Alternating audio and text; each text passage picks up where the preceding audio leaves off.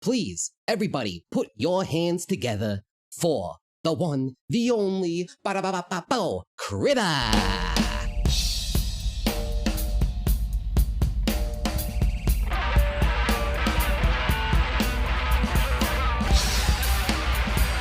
Uh-oh.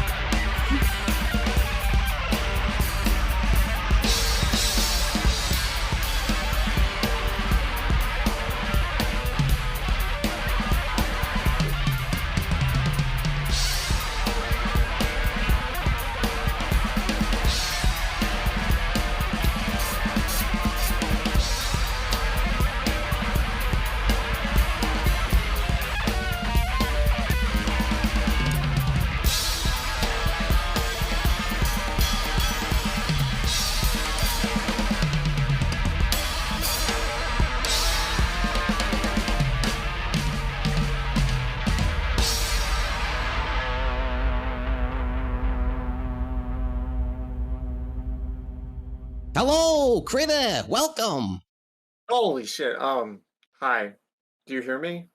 Of course I hear you. You are in my studio. I made this studio. It's the best studio that money can buy. Yeah, I mean, I remember watching Space Ghost Coast to Coast many, many years ago and have it being a huge source of inspiration for me. And that, like, I think that childhood imagination of, oh, one day I'll get my own Space Ghost Coast to Coast interview. This isn't really what I had pictured, but, it's okay. Excuse me?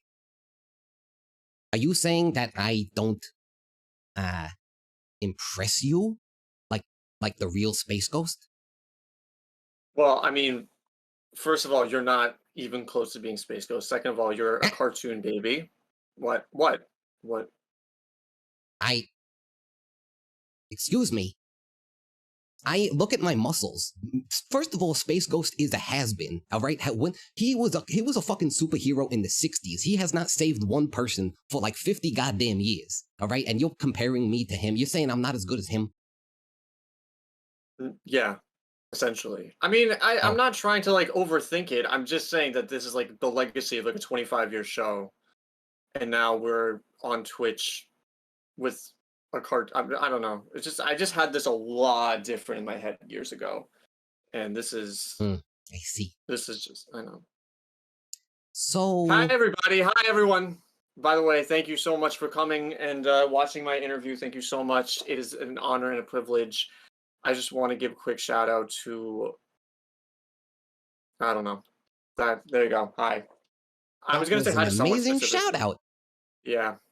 I was trying to think of say who to hi to, but I'm like reading the chat right now. I'm like, you know what? I really don't know who I would even say hi to at this point. You know what you should do? Pick one person and say hi to them and ignore everybody. That's what I do, and people love it. People love to be ignored.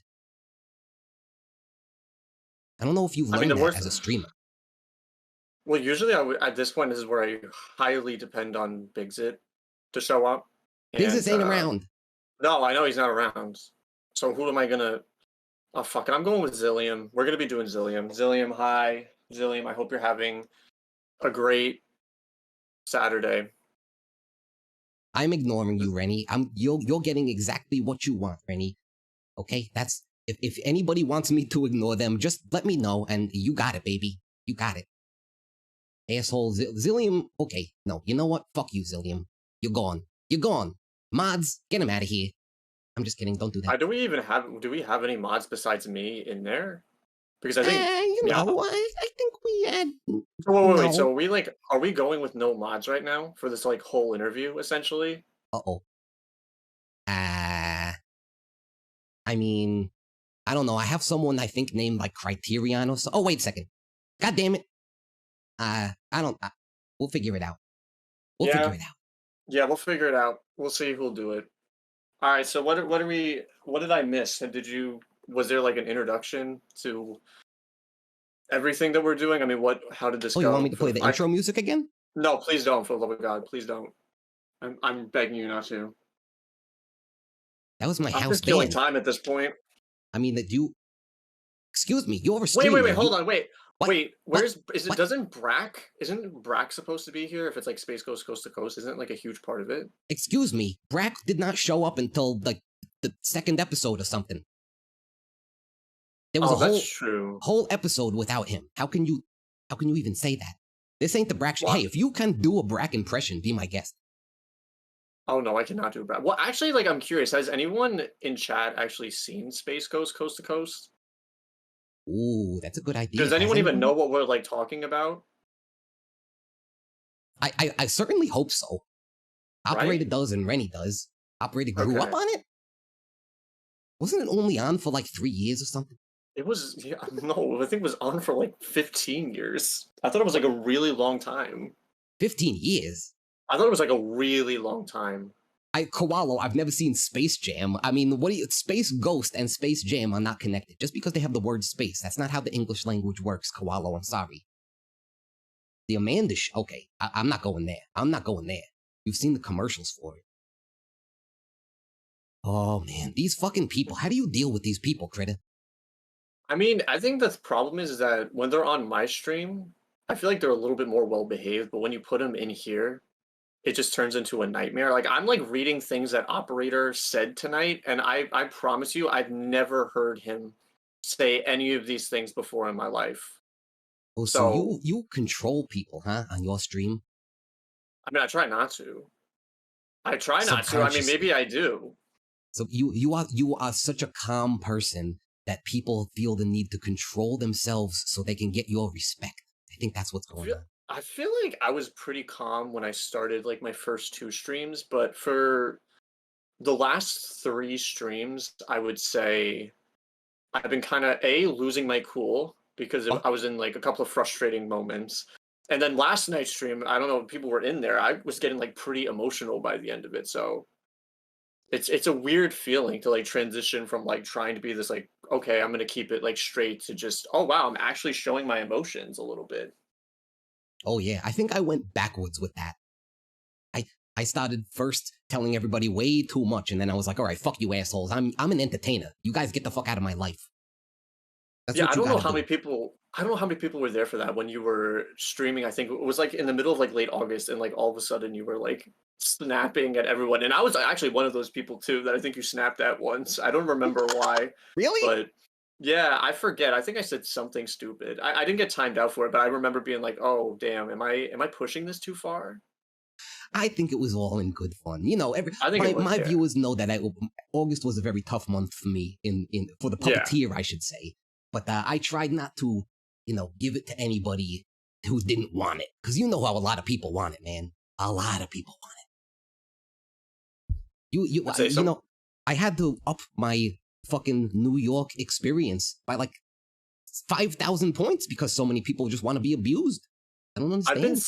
I've been sitting on my 37,000 points in your channel, and I'm like looking at the add a custom command, and for the life of me, I have not been able to figure out what command I want to do. And I've actually like been giving this thought for the past like 2 weeks. Man, I think you should be worrying about more important things, Critic. Probably, but I'm not. I mean, look at me, I'm literally here right now on a That's true. Saturday night, so I don't know That's if true. I I mean, am so are all these prioritizing viewers. the it's true. You just I mean, that's the insulted thing. all of these people. I mean, I don't know what all these people are doing here sometimes. I mean, I'm happy that they're in here right now, but I don't know if they're in here because of us, because they want to support us, or if they want to laugh at us.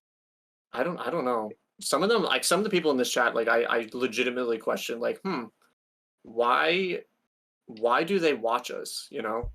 And I mean that like in a very like why are they watching us? I think there's a very easy answer to that. They Okay. have nothing else in their lives. Is that true, chat? I mean, chat's got to confirm that. Chat, be real. Be real. Come on, man. I know. I've told you guys before. You guys just disappear at the end of stream, and then you guys just appear when a stream starts. You don't exist out of Twitch. I don't want to laugh at you just because of you. That's cool. I'm Now I sorry, I'm can't like look reading away. chat. Oh my god, I'm like reading chat right now, and this is I can just tell this is going to be we're gonna have some fun tonight. What After the wife, kids, and army, this place is my life. You should put I read that too. I was like, damn, we are high up on Zillium's list. No, it should be above the army. No one's attacking us right now. And people are, apparently, there's a lot of hate bots attacking. So Zillium, I think you're more needed on Twitch. Oh god, are we getting hit by the bots right now? Alright, I'll make a list of people to ban. Alright, Ramacron is out, Button Carrot's out. Is there any other bots in here? Eric, that's exactly why you should be in here. Alright, Qualo's out. Got more bots. I was always suspected that some of these people were bots, honestly. I think Bobby Mort has a fucking time machine. Bobby probably does have a time machine. Also, shout out to I'll give a shout out. I'll give a shout out to Bobby. Bobby, that was an excellent stream before. I'm gonna be nice. Bobby did a very good job. Wait, you're gonna be nice? Why don't you be truthful? I'm being truthful. I'm truthful. He did a great job. What? I'm not being sarcastic. Is there a difference? There's a difference to me. When somebody says, I'm gonna be nice, that means they have something else that they were going to say instead. I mean, if I ever said that, oh, I'm going to be nice, I feel like that'd be very suspicious. Like, I don't know about anyone else, but if someone, like, introduces any sort of sentence or, like, oh, I'm gonna be nice here, I feel like there's just something in the back of my brain that's going to go, okay, there's something shady about that. And I feel like that's a defense mechanism from just like prior experiences years ago. Yeah, well, that's like when people are just like, oh, by the way, no offense, but I'm going to say something that directly offends you right now. Oh, yeah, God, fucking Koala, are you shitting me? I didn't even know I had that. Oh my God. Wait, why would you not get rid of that? Noodles to get high RIP, can't wait to see I'm not doing it. I'm not doing it. That does not include me. I'm not doing it. 100% not. That is a one-way. Okay, you guys want me to do it? I mean, I'm gonna go easy. I'm gonna go easy. I'm going to. Are you telling me I actually have to sit here and watch you make a weird face while you take a bong hit? Is this really what we're now going to be doing? I mean, Critter, if you have seen my streams before, you know that's about the highest brow it ever gets. Yeah, but I was hoping this was going to be more about me and not about you getting high. Well, if you have ever seen my stream, you know that it's all about about getting high. That's all. Oh no, you worried me because like you took like 3 hits when you weren't feeling well, and I was like insanely convinced that this was not gonna happen, and I was just waiting for your message to be like, oh, I'm literally dying because of what happened last stream, so we're gonna have to put this off indefinitely. If I got baby lungs of steel, baby. Baby out the baby. I got wazoo out the baby and baby out the wazoo all over here. Okay, guys, here, I'm gonna do it real quick, okay? Cheers, people. Cheers.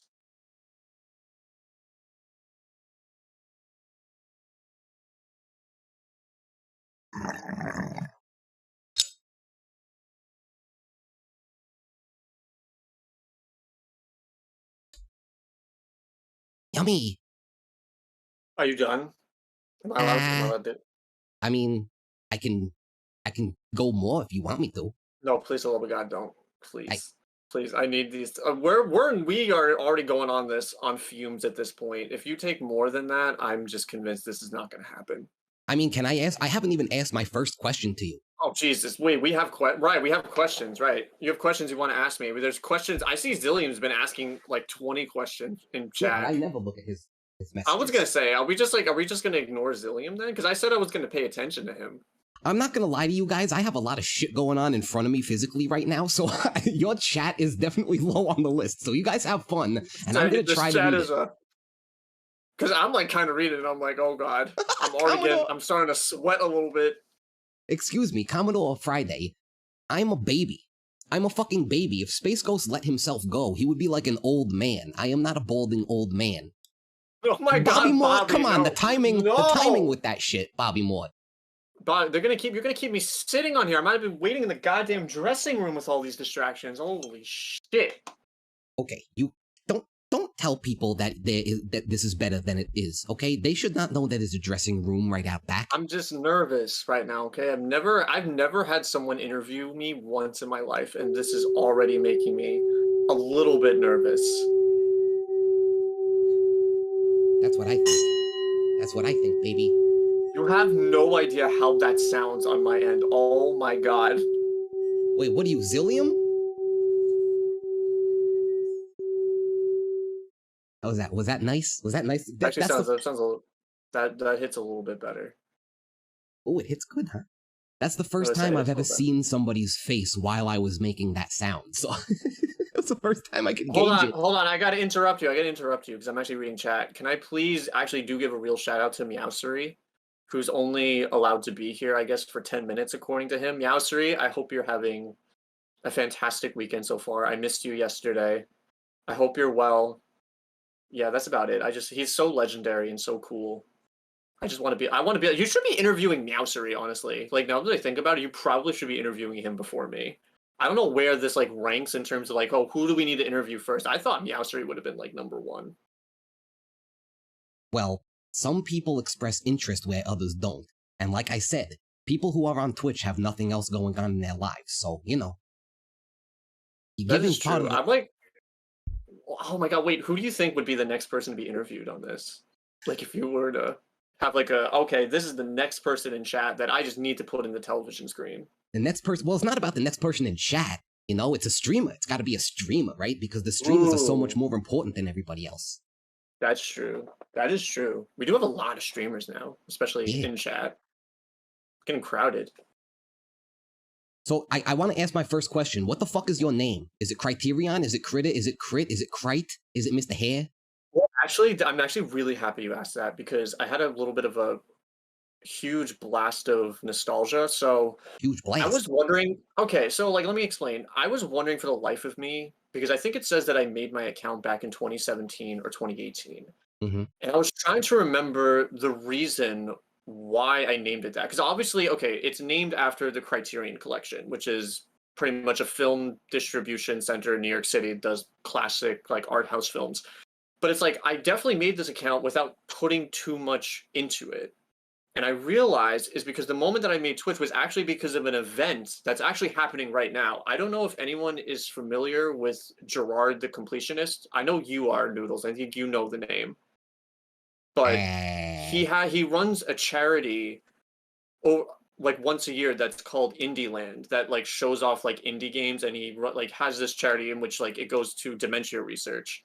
And I remember I made my account for the first time that he ran that charity because I wanted to get in on, I think, some of the giveaways that he had there. So I did it. I totally forgot about the account for like years, essentially. And then Button Carrot was getting into like watching Super Mario 64 speedrunners and was talking about cheese. And I'm like, okay, like, do I make a new account? And I'm like, oh, yeah, but say we should know him. And I'm like, oh, do I need to make a new account? I'm like, oh no, I think I still have my Criterion 27 account. Which, like, again, the idea of streaming was not a possibility at all. So when it got to at a point where like people were like calling me, oh, it's Criterion or Critter or something like, so the idea of Critter started with Simp Mom, because Simp Mom for some reason just couldn't say the name Criterion. Like when I was first on her stream, like back in January, and she would just call me Critter, and I think it just kind of stuck from that. It's cute, and you know, I didn't ask you how you got the name Critter. I asked you what your name is. God damn it! What do you want to be called? Real name? Oh, what do I want to be called? I feel like if I come into your chat, well, it's like what would I call you? I mean, for me, if I was going to call you something, I would say Critter for the sole reason that I'm a huge fan of Critical Role, which is an online D&D show on Twitch, which is like really, really popular. And the people who are a part of that fandom are actually ironically called critters. Very nice. I just think the idea of being called a critter kind of goes more in line with what I'm actually kind of interested in, which is that. Because I don't know, I used to have someone else call me Crit, which, I mean, Operator would know this because I used to do moderation for Alfie50, who was Super Mario 60, a Super Mario Sunshine speedrunner, and he would call me Crit, and then Cheese would call me Crit. So it's like there's like this complete division between people who call me Crit and Critter, and honestly I just don't know which to go with. It's really just based on preference. What if you were introducing somebody? I mean, introducing yourself to somebody, your Twitch self. What would you say? Call me blah, blah, blah. Oh, please call me Criterion. Okay, please people. Call me Criterion. You heard it from the Critter's mouth. No, Critter please wants to don't be call me called that. Criterion. So don't call him No, Critter. please Is don't. that Don't call right, me Critter? Critter.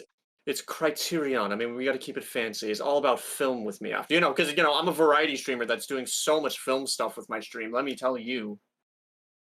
Yeah, I heard that you are a variety streamer and you have only played Earthbound. What's the deal with that? Yeah. So when I first started streaming, I was like, okay, I definitely want to play multiple games at the same time. And I was like, well, I got to test the waters in terms of like what my equipment can do. And I'm like, well, Earthbound's my favorite game of all time, and no matter what, I am going to play that first. So I played it, and it became a situation where, as it was sort of growing and like in terms of streaming, more people coming in, I would always be like, oh, I'm a variety streamer. I'm a variety streamer. But to be completely honest, I was just completely addicted to Earthbound because I hadn't played it in a few years, and it's just one of those games where, I mean, it's my favorite game of all time. So if I start playing it, I'm not going to want to stop playing it. And more specifically, I was working more directly with Operator, who's in the chat, who was helping me with like a lot of designer in terms of emotes, in terms of the intro screen, and communicating with Operator more off stream just sort of solidified that, man, I just want to play Earthbound all the way through. So now that I finally finished it yesterday, it's kind of that decision where it's like, okay, maybe I can actually be a variety streamer again. Again? I mean, for the first time. I mean, not again, but I can actually call myself and more accurately be a variety streamer. But like, I'm gonna be honest with you, Noodles. Like, I have no idea what I'm doing, like most of the time. Oh, well, we're gonna get to that, definitely. But, Yeah. Join the fucking club, baby. Join the club. I think if we took a poll of not only the streamers in chat, but just every single goddamn person in chat, everybody would say, no, I don't know what the fuck I'm doing in life. That's kind of what the meaning of life is, isn't it? That you don't know what the fuck you're doing. I mean, it's Until you supposed to already be, but did it. I mean, it's supposed to be, but like I deal with so many people where if I literally said that to them, it would cause them to have an aneurysm, and just the amount of critique. I mean, it's a very weird situation for me because this space on Twitch is the only single place I can go to where I could be like, I have no idea what I'm doing, and have a community of people where people where everyone can relate to that. But if I go into like grad school, even if like people can relate to me, it's like one of those things where it's like, you shouldn't be saying stuff like that. Like, you should be busy and you should know exactly what you're doing. And like, don't even get me started with like my family and just with like adults in general. Like, it's a weird situation. Yeah, it's better when you're a baby and the only person you know is the person that has their hand up your ass. I'm about to say, I would much rather have someone have their hand up my ass all day and tell me what to do. Man, your Lucky Biscuit's not in chat. I was gonna say no. He's gonna come in though, and he's gonna be like, "Excuse me, who wants a hand up her ass?" I'm like, "Me, Big Zit, please." I think the Bigsit alarm just went off. Like what is it? The bat light? What the hell do they call it? Yeah, the bat signal. Signal. There you go. Bigsit signal. I couldn't think of that long word. Why is Big Zit not in here? Was it because he needed to get Chick-fil-A? Can someone in chat confirm? Like, why the fuck is he not in here it's now? Chick-fil-A. It's pronounced Chick-fil-A. Right. Is he That's actually getting chicken? So he's not in here right now because he's getting chicken. Is that really what we're going to be doing right now? I mean, I don't have chicken in here, so it kind of makes sense. Right? I mean, if I didn't have chicken and I was watching a stream, I'd go get some. Maybe not from Chick-fil-A. I'm telling you, don't mind me. I'm just waiting for Biggs to show up, just with it, put my hand up my ass. That's what I'm. All right. So what we should we're switching gears, right? I'm getting caught in the Biggs thought patterns right now. Yes, there's no gears to switch. We switch gears when we go to a different land, and we are stuck on this planet right now. Guy, I have asked you one fucking question. Okay, and I answered it. Did I not answer the question? No one wants to hear the dumb shit we're talking about. Right, everybody? Give me the second question. Just give me the second question. Second? I don't have a second question. I just have multiple questions. Hold on. I gotta see what's going on in chat here just for a second. I'm about to say, I'm like reading. I'm like, oh boy. Oh, they're just chilling. That's okay. Wait, ST attempt. Thank you, operator. Thank you. Self-empowerment means putting your own hand up your ass. That would be a hard one, Ramacron. God damn, you would have to be flexible as fuck. Wait, hold on. Did you say Ramacron said that? Yeah. Oh my god, what are you doing to the people in my holy hell. Hey, what am I doing? Oh. How am Yeah, I doing anything? I've never heard any of these people say shit like this before. I'm getting nervous now. You know what what my So stream okay, does? Ramacron, it's my fault. Hey, It's my fault. Never mind. what, What? what, Yes, I'm what, listening. what, what you said? Oh, yeah, it's because they come in here and they see that there's no roof on the place. You know what I'm saying? They could just go as Yeah, crazy as they want to. They let it, and they go a little too far sometimes, you know. that is Because true. I mean, when you they're have having no fun, isn't rules, you know, I people mean, gonna they're go having fun crazy. right now, so that's the most important thing. I guess that's important. I'm sure murderers are having fun too. Do we have That's any how I see murderers everything. in chat? Ooh, I mean, one that's in something I chat can if answer. you're a murderer. I would say, do we have anyone that's like committed murder? I'm actually curious. That's one. Ah. Okay, Rennie, FBI. There you go. Operator, FBI. Bobby Moore doesn't know how to count. Button killed 11 people, apparently. You're living with her. Who's Man, asking? I'm so proud of this chat, man. Like they don't hold back. And if they feel like I don't know, if they need to get something off their chest, they can get it off their chest. I'm proud of all of you. Bobby Moore made the funniest fucking joke, man. Did you see that shit? 69. Holy shit, Zillium. That Oh, God. Okay, Zillium, yeah, don't. Oh my god, Zillium. Alright. No, Don't no. mind me, I'm just getting water. Oh, everybody's minding you. That's okay. Yeah, you don't have a hydrate today. Operator has been hydrating me. Thank you, by the way. I've been doing it even though I haven't been saying anything, Operator. Well, I feel like Operator and Crow that are in here would probably make sure that I would stay hydrated this whole time because they know that I'm just gonna ramble and ramble and ramble until I die. Or just die of dehydration. Thanks, Operator.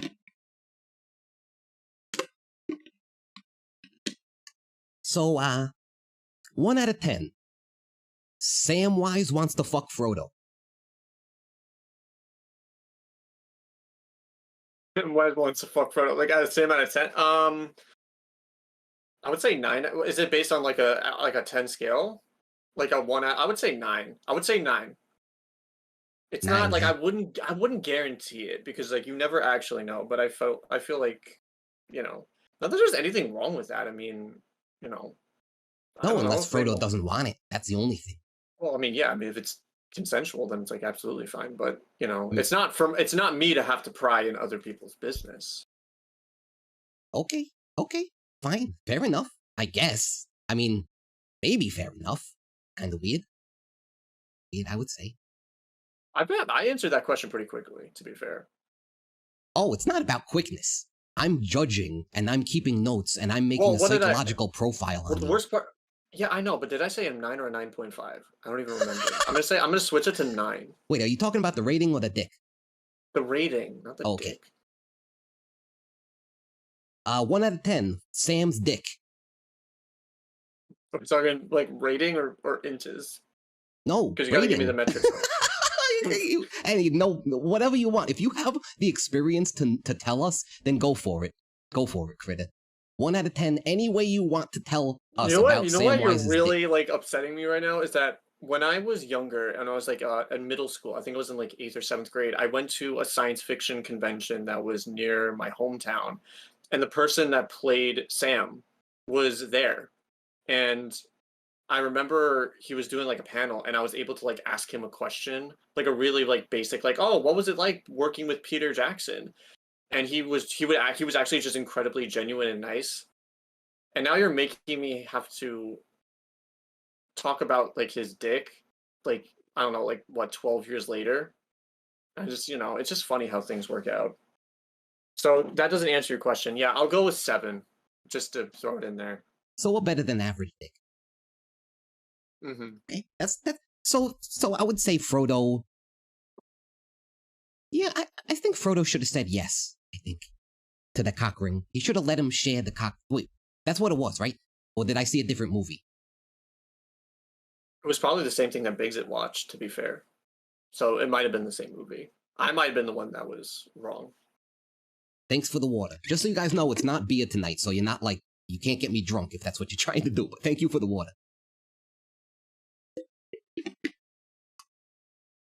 Okay, let's see what else we got here. Well, let's see what we got here. So, you said that your name is from Criterion, right? The Criterion Yes. collection.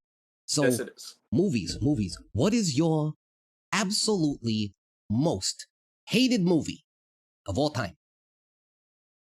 That's actually a really, really good question. Um, it's like probably, you know what I saw?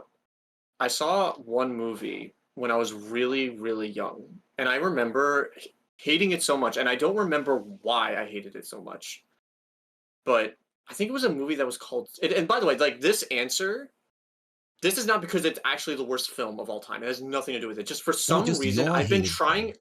Just for some reason, I'm trying to figure out why this middle school version, or even younger than that, like despise this movie. Does anyone know the movie Stardust that came out in like the late 2000s? Never heard of it. Yeah, it was like this like adventure, like kids adventure film. It was like trying to cash in on like the Lord of the Rings era thing. And I remember like seeing it and despising it. And like I remember I was like I forget who I was with, but I was so upset about sitting there and watching it, and I don't remember why, that I actually legitimately walked out of the theater and my parents got so pissed at me because I was genuinely like someone like who never walked out on movies because like, you know, I always loved being in the movie theater and stuff like that. I remember them asking me like, why out of every film we've taken you to, did you walk out of this one? And I couldn't answer that question. So now I feel like I need to watch it again and like be able to Interesting. answer it. Wait, so what was it called? It's called Stardust. And Stardust. it's definitely not that bad. It totally doesn't. I think it had Robert De Niro in it. Like It's just one doing of a those weird role. movies that you just watched and you just hated for some reason during it. Well, you know what the problem was? I think it was just like I was so obsessed with the Lord of the Rings movies that every time they would make something that was like kind of like that like adventure thing, I would just judge it so harshly. And I just maybe that's what it was, but like I honestly have so what's your least favorite movie out of curiosity? I want to throw that back at Uh, you. uh, I'm only 2 months old. You expect me to have a whole list of movies that I've I mean, seen? Okay, well, let's. the amount of things that come out now. Well, what's the Puppeteer's Okay, you like know what? least The favorite last. movie? How about the most recent movie? Because I'll be honest, I can't think of my most hated, but the most recent movie that I have hated is I think it was called Open Water. I'm not sure the title, but it was about some girl in Florida who there was like a flood and she went to check on her dad and then got like trapped in the basement during the flood, and then there was this gigantic alligator that was trying to eat them. That's a bot. Hoss, that's a bot. But- Just so you guys know. Oh my god, if Anyway, you actually get hit by a bot, damn. that Yeah, that same bot person. always follows me. Yeah. Um, Wow. but yeah, that movie is fucking horrible. Everybody in that movie, all the characters deserve to die. It's a fucking despicable excuse for a movie. It's hilariously bad. Every single plot point negates the last rule that they just made in the movie. It's Wait. despicable. So, Open Water, was this an older film or was this like No, a really recent film that came out? very recent. Because there's another movie called Open Water that like I think it came out like the early 2000s that involved like it revolves around like people like being surrounded by sharks and they're Oh, like maybe that's what stranded I'm in the thinking of. ocean. Maybe that are you sure that's not what you're thinking of? Because that movie No, I remember people either loved it or despised it, but I have no idea. I cannot imagine that the one I'm talking about anybody loved. It is seriously fucking horrible. It's I really want to.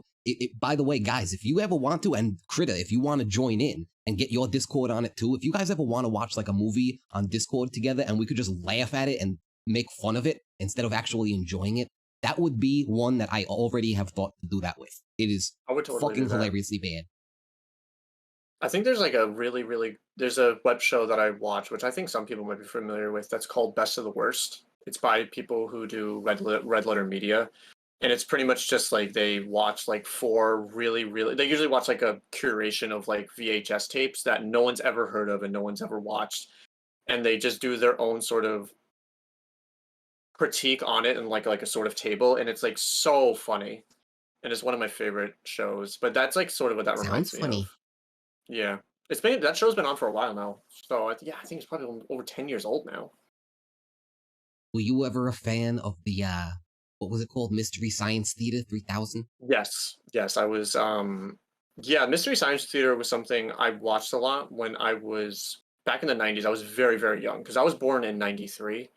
So I was kind of like at the tail end of the Mystery Science Theater, like when it was at its like renaissance.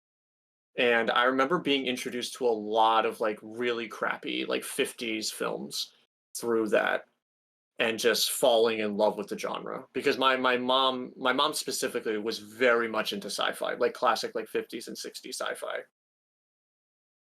Very nice, very nice. I don't know, I never could get into that, but I remember them watching movies that I wanted to laugh at. But I wanted to be in the theater, you know, making fun of it. I didn't Yeah. want to watch them do it. Yeah, I So I'm haven't. I'm gonna gonna be last one. really honest with you. I haven't been to a movie theater in like since pretty much before the pandemic happened, and That's smart, I it's think. so. I mean, it's so hilarious because for people who like know me in real life, they're like, "Oh, you're like a cinema person, you know. You like art house, like you know, you like the fancy, like international, blah blah blah blah blah." Would you like to know what the last movie I saw in a theater was before the pandemic hit? What's that? I it was Sonic the Hedgehog. No! No joke.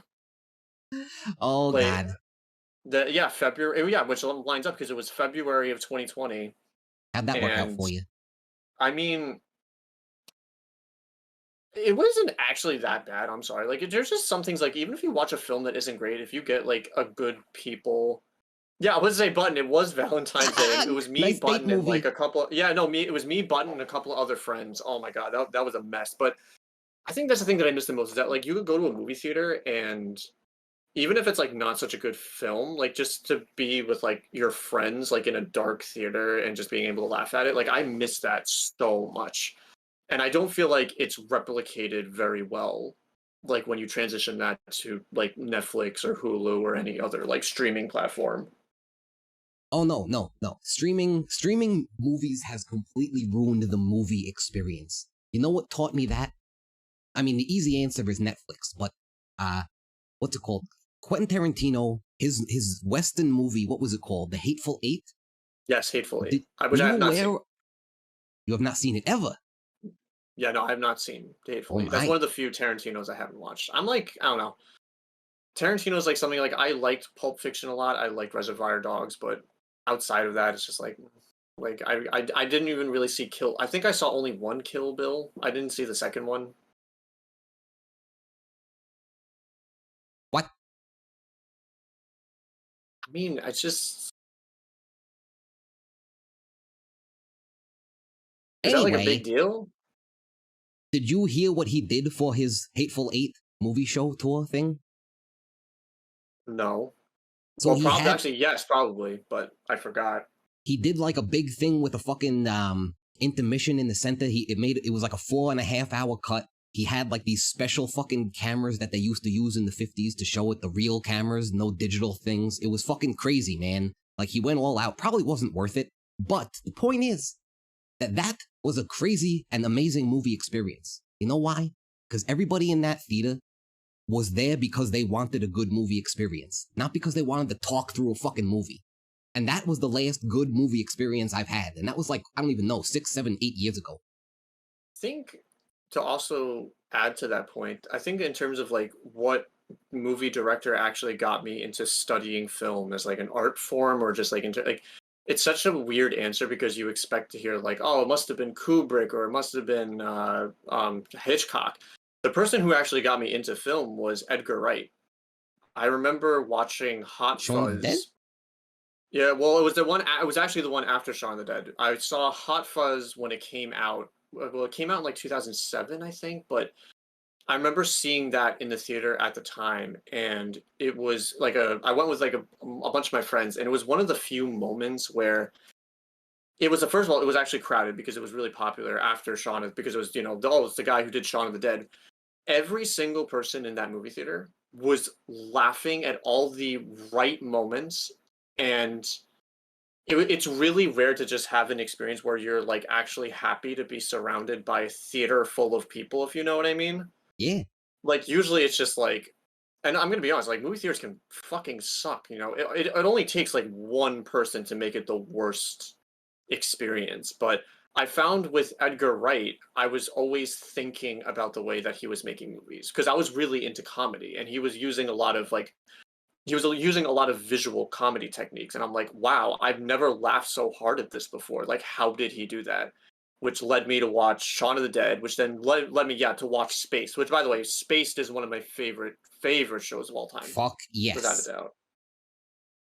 That I think I saw that actually before Shaun of the Dead, just by chance, because there was a guy I was friends with someone, and someone came over to hang out. I didn't know, and he had like a stack of CDs, and he was like, "Oh, you guys gotta check this shit out." And it was like a bunch of British comedies that I never heard of, and one just said Spaced on it, and I plugged it in, and we watched that just by chance, and it became one of the best shows I have ever seen in my life. Fucking Yeah, amazing. no, I second that. It was just it's because it's not even that long. It was 2 seasons, and it was like not that many episodes a season, and just every single. It's one of those things where like I remember every single part of the dialogue, or like every part of like the physical gags, and it's very. And for someone like for me, like I have ADHD, so it's incredibly difficult for me to understand like these really minute details that actually goes into filmmaking, because I used to be someone that just would watch films because it's like, oh, they're fun to watch. This is fun. This is that. But for Edgar Wright, it was the first time where I was like, oh, let me like think, how did this person actually do that? And that was like a big moment for me because I never thought that I would even be able to think that way because I thought I was just a fucking idiot for so long in my life. Oh my, Critter, we're not in the psychiatrist's office. I mean, it's true though. I mean, this is back when I was a kid. I mean, it's different now, but you know.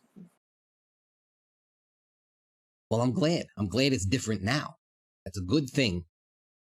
I mean, that's an obvious statement, right?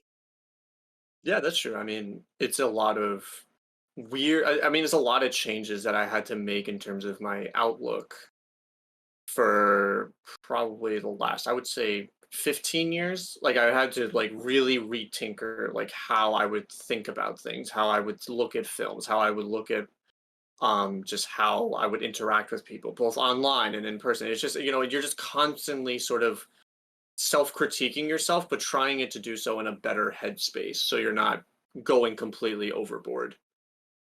Oh yeah, yeah. That's a hard balance. That's a hard balance.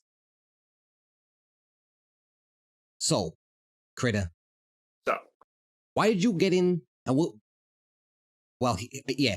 That's the thing. I feel like if I ask this question, it's going to turn into the psychiatrist's office just we can just because. ask whatever. I'm down. How I'm in a did you good. get? Or no, why?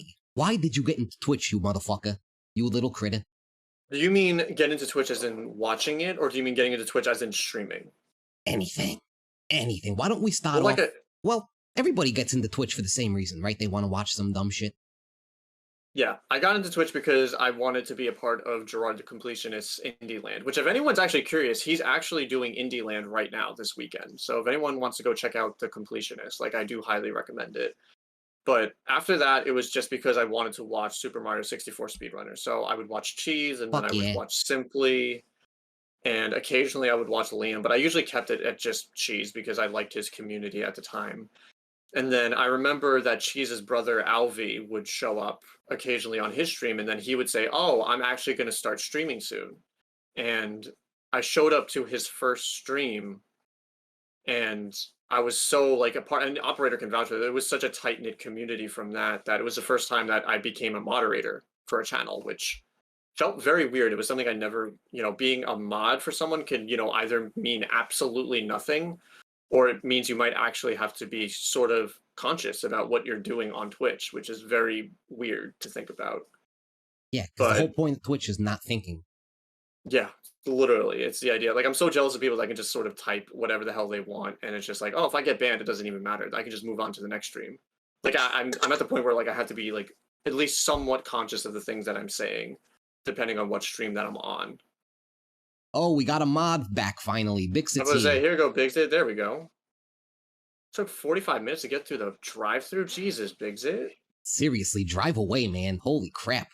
Was Go it that? inside Was at it that worth point. it? Chick-fil-A. What were they doing? Try to restructures all the gays inside? No, no, he's not wrong though. Like Chick-fil-A gets like that. I don't eat Chick-fil-A, but from the stories that I've heard, like those drive-throughs will take at least like 40 minutes, like on a Saturday night or something like that. It just gets, it just gets popular. I mean, yeah, the answer is go fuck them then. You get some other food. 40 minutes. Go fuck yourself. No way. No way, man. No chicken is worth that bullshit. Biscuit, is it worth it?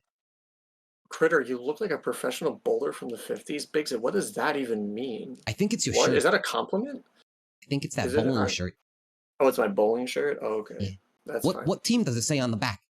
There's no team. This is not a... Oh. Oh, man, I really should have changed, man. Oh, my God. Sorry about that. I put on a nice polo shirt because I wanted to actually, you know, look presentable, and you guys are literally calling me a bowler from the 50s. I mean, look at me. I will literally change right now just You for think that you're comment supposed to be alone. I'm so annoyed at Bigsit for saying that I actually want to go change my shirt right now. I'm not even joking.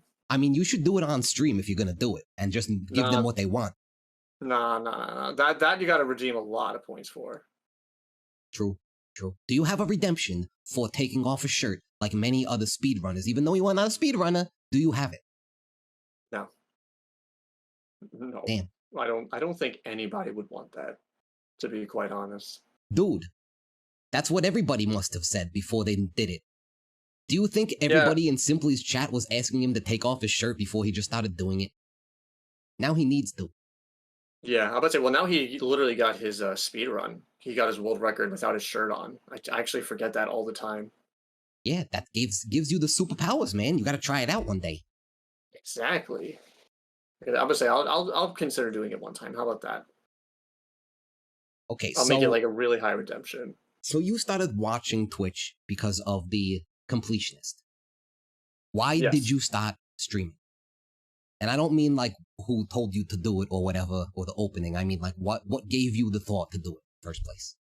Well, first of all, the idea of starting to stream was, first of all, I never wanted to do it because like I was in a position where like I'm sort of in like a small living space. So the idea of even finding an area in which I could do this was already like kind of stressful to think about. I was in grad school, and as some of you know well hand, I was very much struggling to stay on top of grad school for like the first part of this year. And it was one of those things where I remember there were a few people that are like, oh, you should just stream. And I would just keep giving them like logistical reasons why I wouldn't stream. And particularly Simp Mom was just like, no, like, don't tell me that. Like, you just have to do it. And one day I was in a really, like, I was in like such a bad headspace. Like, I think in the beginning of August. And I said to myself, man, I really got to change something up. And I was like, you know what? What if I actually do just stream? Like, what would I do? I'm like, well, maybe I'll just like play Earthbound, and like maybe I'll do this stuff. So I did my first stream, and I kind of told people like, oh, I'm going to be streaming, but not thinking that anyone would be interested. And, you know, and this is going to be weird to say, but the person who really actually made me feel like I could do it was actually Bigsit. Because I remember it was on the same day in which Simp Mom was streaming, and Simp Mom didn't see my stream because she was like doing something. And I remember reading Bigzit's comment where he said, oh, Critter streamed and he did like a great job. And I could tell like he wasn't being sarcastic. And it was, I'm not even joking right now. And that was the moment where I was like, man, maybe I actually can do it. Like, because to me, I felt like, man, I was not doing a good job, but you know, based on like a few people's perception, it's particularly big that I was like, you know what, maybe I'll give it another shot. How about that? I'll do it for a second time. And it just kind of went from there. Nice. And then once you got on, you just realized how much you loved it after people told you that you were good at it? I mean, I don't... You don't love it? I mean, it's like one of those things where I love doing it, but it's almost like I feel kind of guilty of loving it because I should be more focused like on doing my grad school work, and I should be focused, I feel like, on a lot more professional things than like the idea of just streaming. Because I told some people in my family and some of my friends that I started streaming on Twitch, and their first reaction was just like, why would you do that? Don't you have like things? Because they don't they don't watch Twitch. So to them, they're just like, why would you do that? Like, are you just like trying to create? It felt really shitty for like the first like week when I told them. But, you know, it was a situation in which I said to myself, okay, well, let me see if I can reach out to other streamers that play the Mother series and see what, you know, if I introduce myself because I wanted to get feedback from people that weren't just like in Simp Mom's community or in other communities that I was a part of, which led me, which I mean, you can ask Crow about it. I found a couple of streamers, one of which was like Mugen-chan, and she was like, she had this really, really upbeat energy to her. And I told her, oh, I also do streaming. And that community was so, so supportive. And I just became more comfortable with myself a little bit. Nice. See, you took it upon yourself to get out of the community, right? That brought everybody into streaming. That's the mistake that everybody else has made. You burst out. You said, I'm a critter, look at me. I'm coming out of my little groundhog hole. And I'm gonna poke my beautiful little head of hair. It was one of those situations where it's like, I just felt like my back was against the wall in terms of so many things because I've just had so many setbacks, I think, in the past 10 years that I said to myself, if I just don't do it, and I have to turn a part of my brain off and just be like, okay, I'm going to try streaming. I'm going to try and reach out to people, really go outside my comfort zone and just see what happens and try not to think about it. And honestly, I'm really happy that I made that decision because Nice. it led to meeting a lot of positive people, including you, Noodles. I mean, that was, I know that we had your Simp Mom raid that, brought you to, get to affiliate, but, I easily could have just been like, oh, I'm not going to, I'll just go see Noodles stream one time, but like, I wanted to be more active, which is something that, I didn't think I was going to be doing at the time because of where I was just mentally. But now, I don't know. It's just like second nature. Well, I thank you. I thank you for that. You have been a very active member, and you've been great. You're a great guy, Critter. Crite, right? Yeah, Crite. I'm going to say that's a new one now. We're going to be doing Crite. So, we all know that the moon isn't made of cheese, but if it was, would you eat it? Oh yeah, 100%. No doubt. That's like fantasy of mine when I was like 3 years old. I say we do it. You had a fantasy about eating the fucking moon? Probably. I was a weird kid. Probably. I don't know. I would have to ask my 3-year-old self, but I'm not 100% sure. Can you do that after you play Earthbound? Like, can you do something like that? You mean just like... Can you ask your 3-year-old self something now? Oh, yeah, because I mean, I did the time machine in Earthbound, so yeah, I could probably do that. Did you put yourself into that robot thing? Oh my god, I should. I wish I could. That would be so much... That'd be so much fun if I could just take the spirit of myself and just insert it in a robot every day. That just sounds really fun. That'd be cool. I'd like that. I guess you would have to put it back into a body at night. You know what I mean? I was about to say, yeah, right? Imagine, because then I could actually be a bot on Twitch every day. Imagine. I get so jealous. There's so many bots that can just exist on Twitch and just, they don't have to think about stuff. Imagine being one of them for one day. Oh, yeah. I mean, I'm the closest thing you can get, right? I have no free will. I'm basically a robot. Yeah, right? That's what I mean. I'm jealous of that. Okay. Coming from Zillium. Critter, would you date or do a robot? Hell yeah. 100%. Not even a question. Yeah. Hell yeah, he says. Hell yeah. And if Zillium says that he wouldn't tell him, I don't believe him. I think he's asking because he definitely already did. Yeah, I would say probably. Was he even asking me that question? Was he asking Button that question? Oh, it says at Button. Yeah, but I didn't care. I just saw a good question and I asked you. Oh. That's a good question. I'm sorry, Zillium. That's a very good question in my mind. I'm about to say, right? Oops. Hot Buggy would eat moon cheese. I'm not asking if you would eat moon cheese. You would have to eat the whole fucking moon. That's the deal. You gotta eat the moon, baby. Nothing left. The whole thing? Alright. Does it have to be all at once or could I like break it up into increments? You could take crackers with you. Crackers? What does that even mean? How many crackers would I need? What do you mean? What does that mean? Oh my God, how could you eat cheese with no crackers? It's a paragraph. That means I don't read. There's like 50 U's and it's a paragraph. So yeah, exactly. Copy pasta. Copy fucking motherfucking pasta. Here, put it on my desk.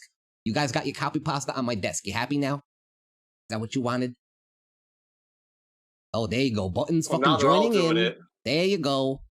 Oh yeah, all. This is my chat right here. 3 people do copy pasta, and that's like, holy shit, the whole fucking chat's going crazy over there. Calm down, everybody, with your 3 fucking copy pastas. Have No, I'm not gonna read it. I was gonna. I was gonna read it. I was actually trying to read it for like a second, but they're posting it so fast. I was like, I keep losing my spot. Oh God, please don't die, Noodles. Wait, did you hear that? Yeah, I did. I heard you cough. I don't know. Yeah, I hear you perfectly. Yeah, no, I hear you good. Was I not supposed to hear you cough?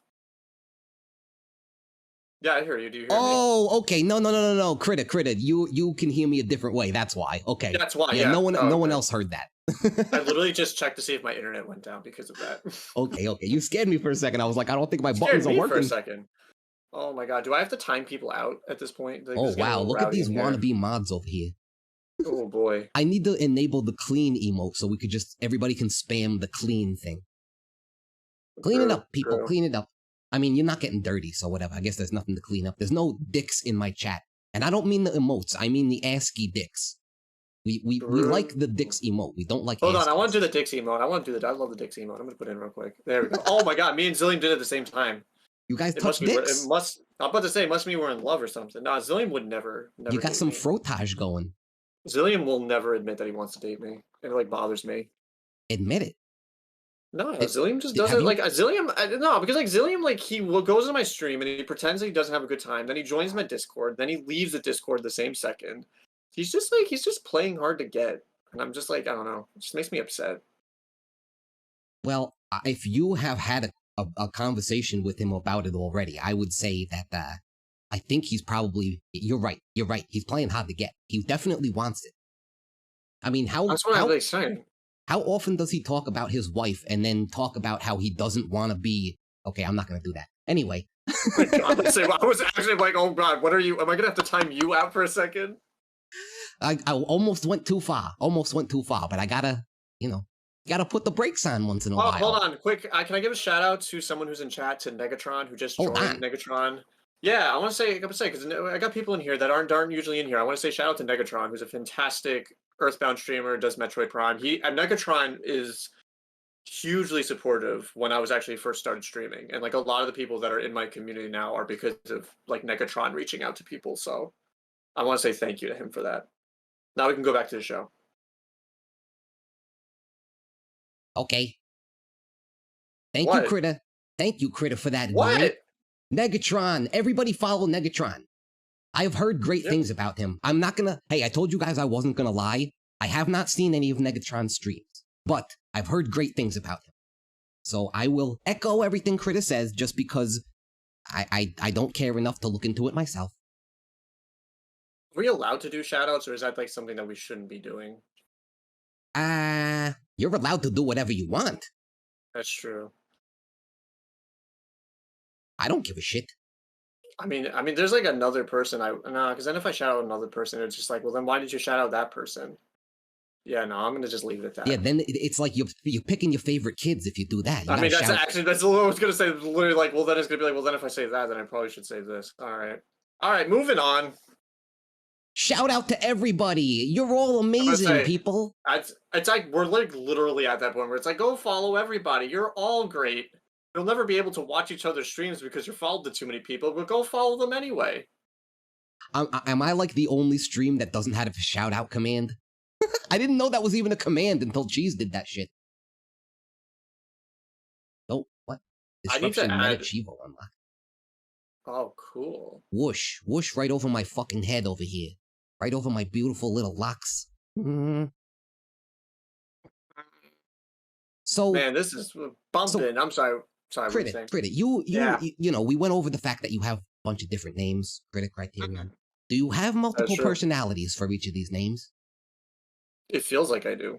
Like, I'm gonna be honest. Like, I feel like when someone calls me like a certain name, I feel like even if it's just slightly, I act somewhat different.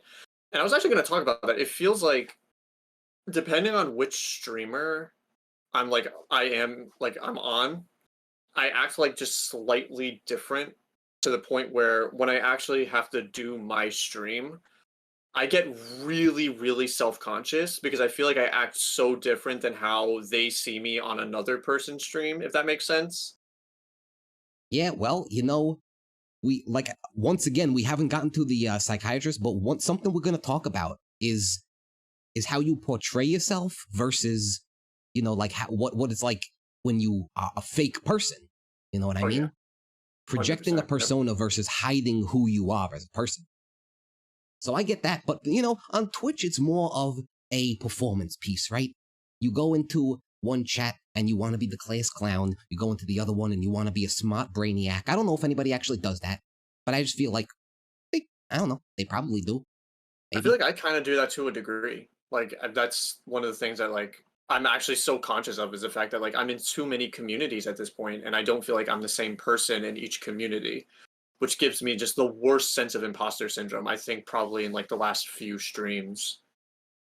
Well, I would say it's just like, what you have to remember is that no one remembers the shit that you say except for you. So if anybody is keeping track of all that shit, then they are a fucking psychopath, right? If they're like, oh, you said this shit 5 days ago, you're like, why the fuck do you know that?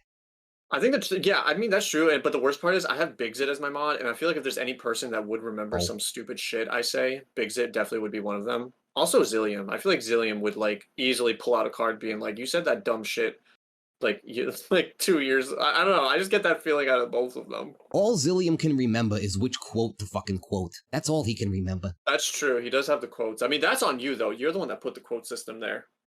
Yeah, that's true. Well, we are going to be going through it in the future and deleting all the shitty ones. So we have like 60-something. We're probably going to go down to 5. Okay. That would be my estimation. 5? How are you going to, obviously, how are you going to cut all those down? Chat is going to help me cut them down, just like when we go through all my clips, and we're going to cut down the shitty ones. So no one can get mad and be like, oh, Buttered Noodles doesn't like my clip. It's going to be chat, not me. Don't hate the player, hate the game. Also hate the clip. Okay, so, Critter, 1 out of 10. Yes. Gandalf wants to fuck the Balrog.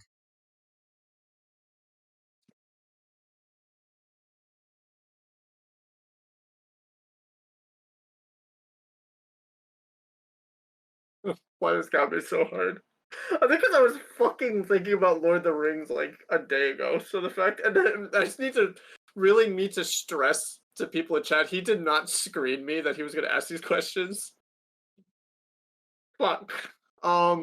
Which one was okay? Which was this one? This is Gandalf and Balrog, right? Gandalf wants to fuck the Balrog. On the way down to the middle of the earth while they're fighting. Is it the part where like they're already going down, or is it the part where they're like meeting each other? Oh, they're going down, baby. Oh, I mean, at that point, I'm gonna say 8.25. Ooh, less than Sam. I mean, that makes sense, right? Sam was a total come on, simp. It makes sense. Can I say? Am I allowed to say that? Sam isn't in chat. I mean, I don't know if Twitch is happy if you say that word, so I don't know. We might get removed for TOS for that. Okay, too bad. Hey, what happens if I get removed? Then I just shoot up the fucking live stream fails, baby. We're fucking famous tomorrow morning if we get banned, right? I think that's how that works. That is true. I've never actually looked at that before. But I mean, it's all about getting famous. I mean, whatever you got to do, it's like, if I can get famous through this, then I have to do it. That's like the motto you should have on this platform. Renbits, all I see is mips, mips, mips, mips, mips. I think I play too much Mario. What does 1 represent and 10 represent here? Lord Bobby-Moore, if you don't know how to rate if someone wants to fuck someone else out of 10, I don't know what to say. I don't know how to explain that any clearer than 1 to 10. Gandalf wants to fuck the Balrog. I mean, that is as absolutely straightforward as I could possibly get. I mean, he has that whip, right? They could do like some BDSM shit. I'm just like thinking of like that part where literally it's like the camera's like all the way back, and like it's like the things like the whip is like on fire, and it's like that, it's like glowing as they're like just about to hit the bottom. That's what's like playing in my head, but just like the most inappropriate music. Yeah, if you want to know that's the climax when they hit the bottom there.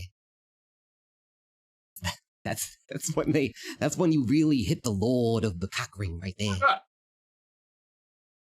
I really wish you screened me on this beforehand. At least with the Lord, of the Ring stuff. Well, you'll be happy to know that I think that's all the Lord of the Rings Please stuff. Please tell me that is the only like Lord of the Rings question left. Please, I don't know if I can do a third one. I was gonna say there were only 2. You already knew there were only 2. That was too much for you. Holy shit! Yeah, I can only do 2. Please, next question. okay, here's the one that everybody fucking wants. You know what it's gonna Okay. be. You know what it is. And Don't, I'm not even please. trying. I'm not even being funny here. Everybody seriously does want this dumb fucking shit asked. What Okay. is your hair routine like?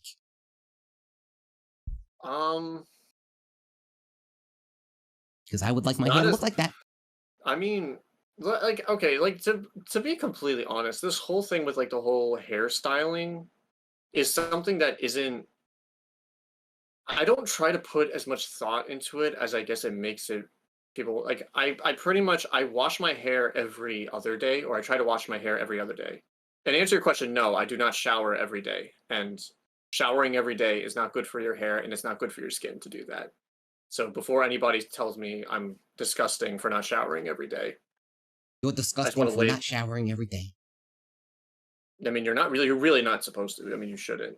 I mean, it's not like you shouldn't, but in terms of like, I put a little bit of mousse in my hair, and like I have an oil like that has like a little bit of. I'm trying to think what the actual product is called, but it has like a little bit of like acid in it, a little bit. It's pretty much like to help with my scalp, but I only put very, very micro amounts of product in it because my hair dries out really, really easily if I put too much product in it. And I sort of like, I don't know, like I try not to do too. No, I don't. Yeah, I'm looking at Zilliam's question. No, I don't put in 30 minutes. It's like I I have would never heard say such a about. heartfelt response about your hair before. I mean, because I feel like I want to give people like an honest truth because I hear about this all the time, and the real truth of the matter is I don't put that much. I really don't have much of an answer because I don't put that much effort into it. It's about 10 minutes, I would say. Because to be What truthfully products do honest, you use? I mean, I don't want to give away the products How I use. many products? Let me say that. How many Um, products per day you're do gonna you whatever use? do a day. I only put in products when I do my hair when I shower it. I don't put in Okay, product so on a outside of that. shower day, you motherfucker. I'm trying to get to Okay. the goddamn bottom of the question Uh, right now. This is the most I'm important not question you're anybody's asking. ever fucking heard. What? Three. It's about three. It's three to so sometimes four. It's about 3 to 4. But it's very like small amounts of all of them before you say, holy shit, 3 to 4, that is way too much. It's like I try to really balance it out as much as I can. Wait, that's after the shower? That's not including the After the shower. shampoo? No. I mean, four products including. I mean, four products not including shampoo and conditioner while I'm in the shower. 4 products not including them. Yeah, so it's a total of 6 because I do shampoo and I have a conditioner when I shower. God damn. But the thing That's is, a like, lot. again, it is a lot, but it's also I You know don't how much use I a use for lot of my each of hair? them. Sure, I was about to say for your little strands of hair, how much? I dip them in my noodle bath. How do you feel about hot tubs?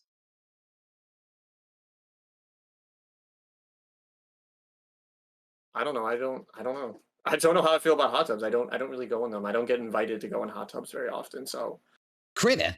it's true. I mean, Who I can't give. lives their life going around saying, "Oh, you know, I get fucking invited to hot tubs all day, baby." Well, Simply gets invited to hot tubs. Simp Mom gets Dude, there's a invited to fucking hot hot tubs tub in all his the time. backyard. How is he not going to be I invited to know. that shit?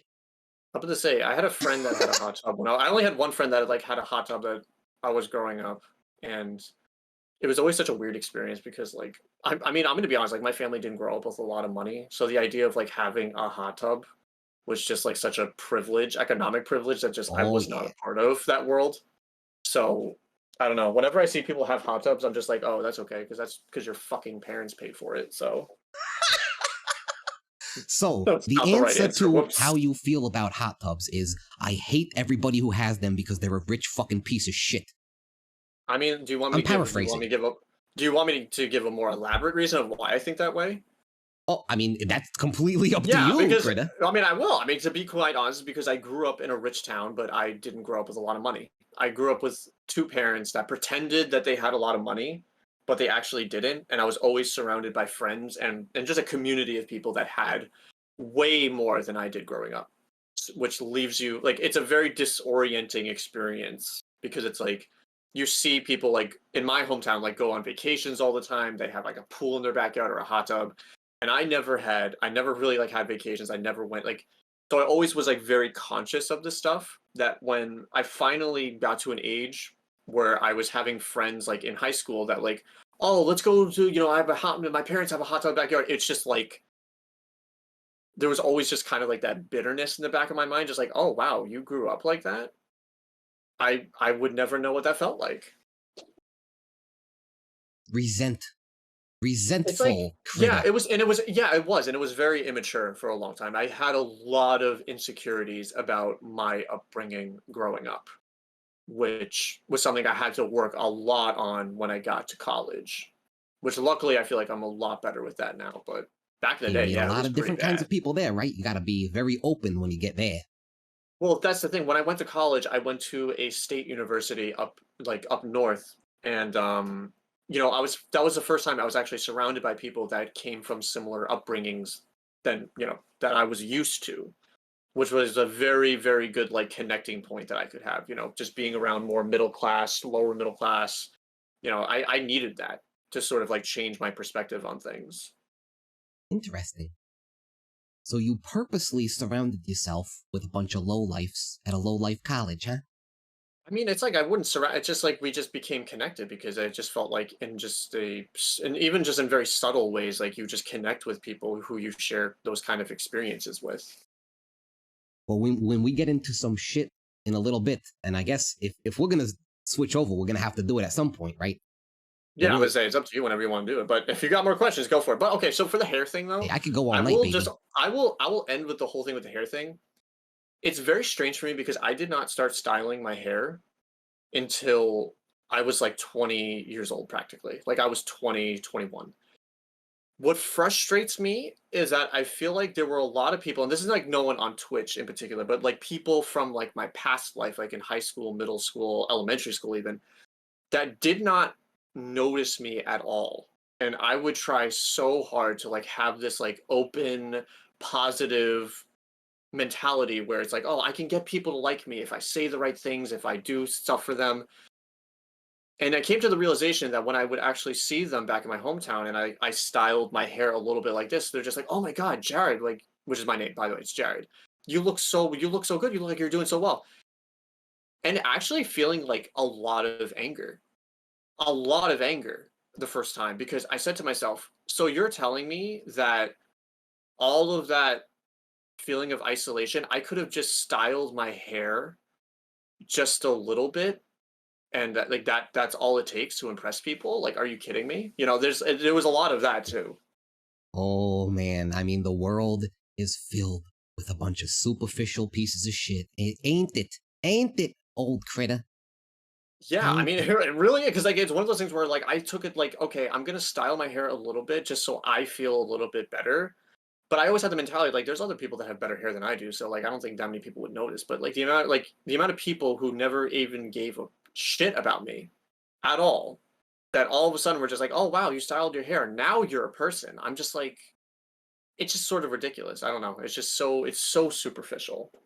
It's almost like the fact that they said that unveils the reality that they have been judging you, and it instantly makes you judge them now.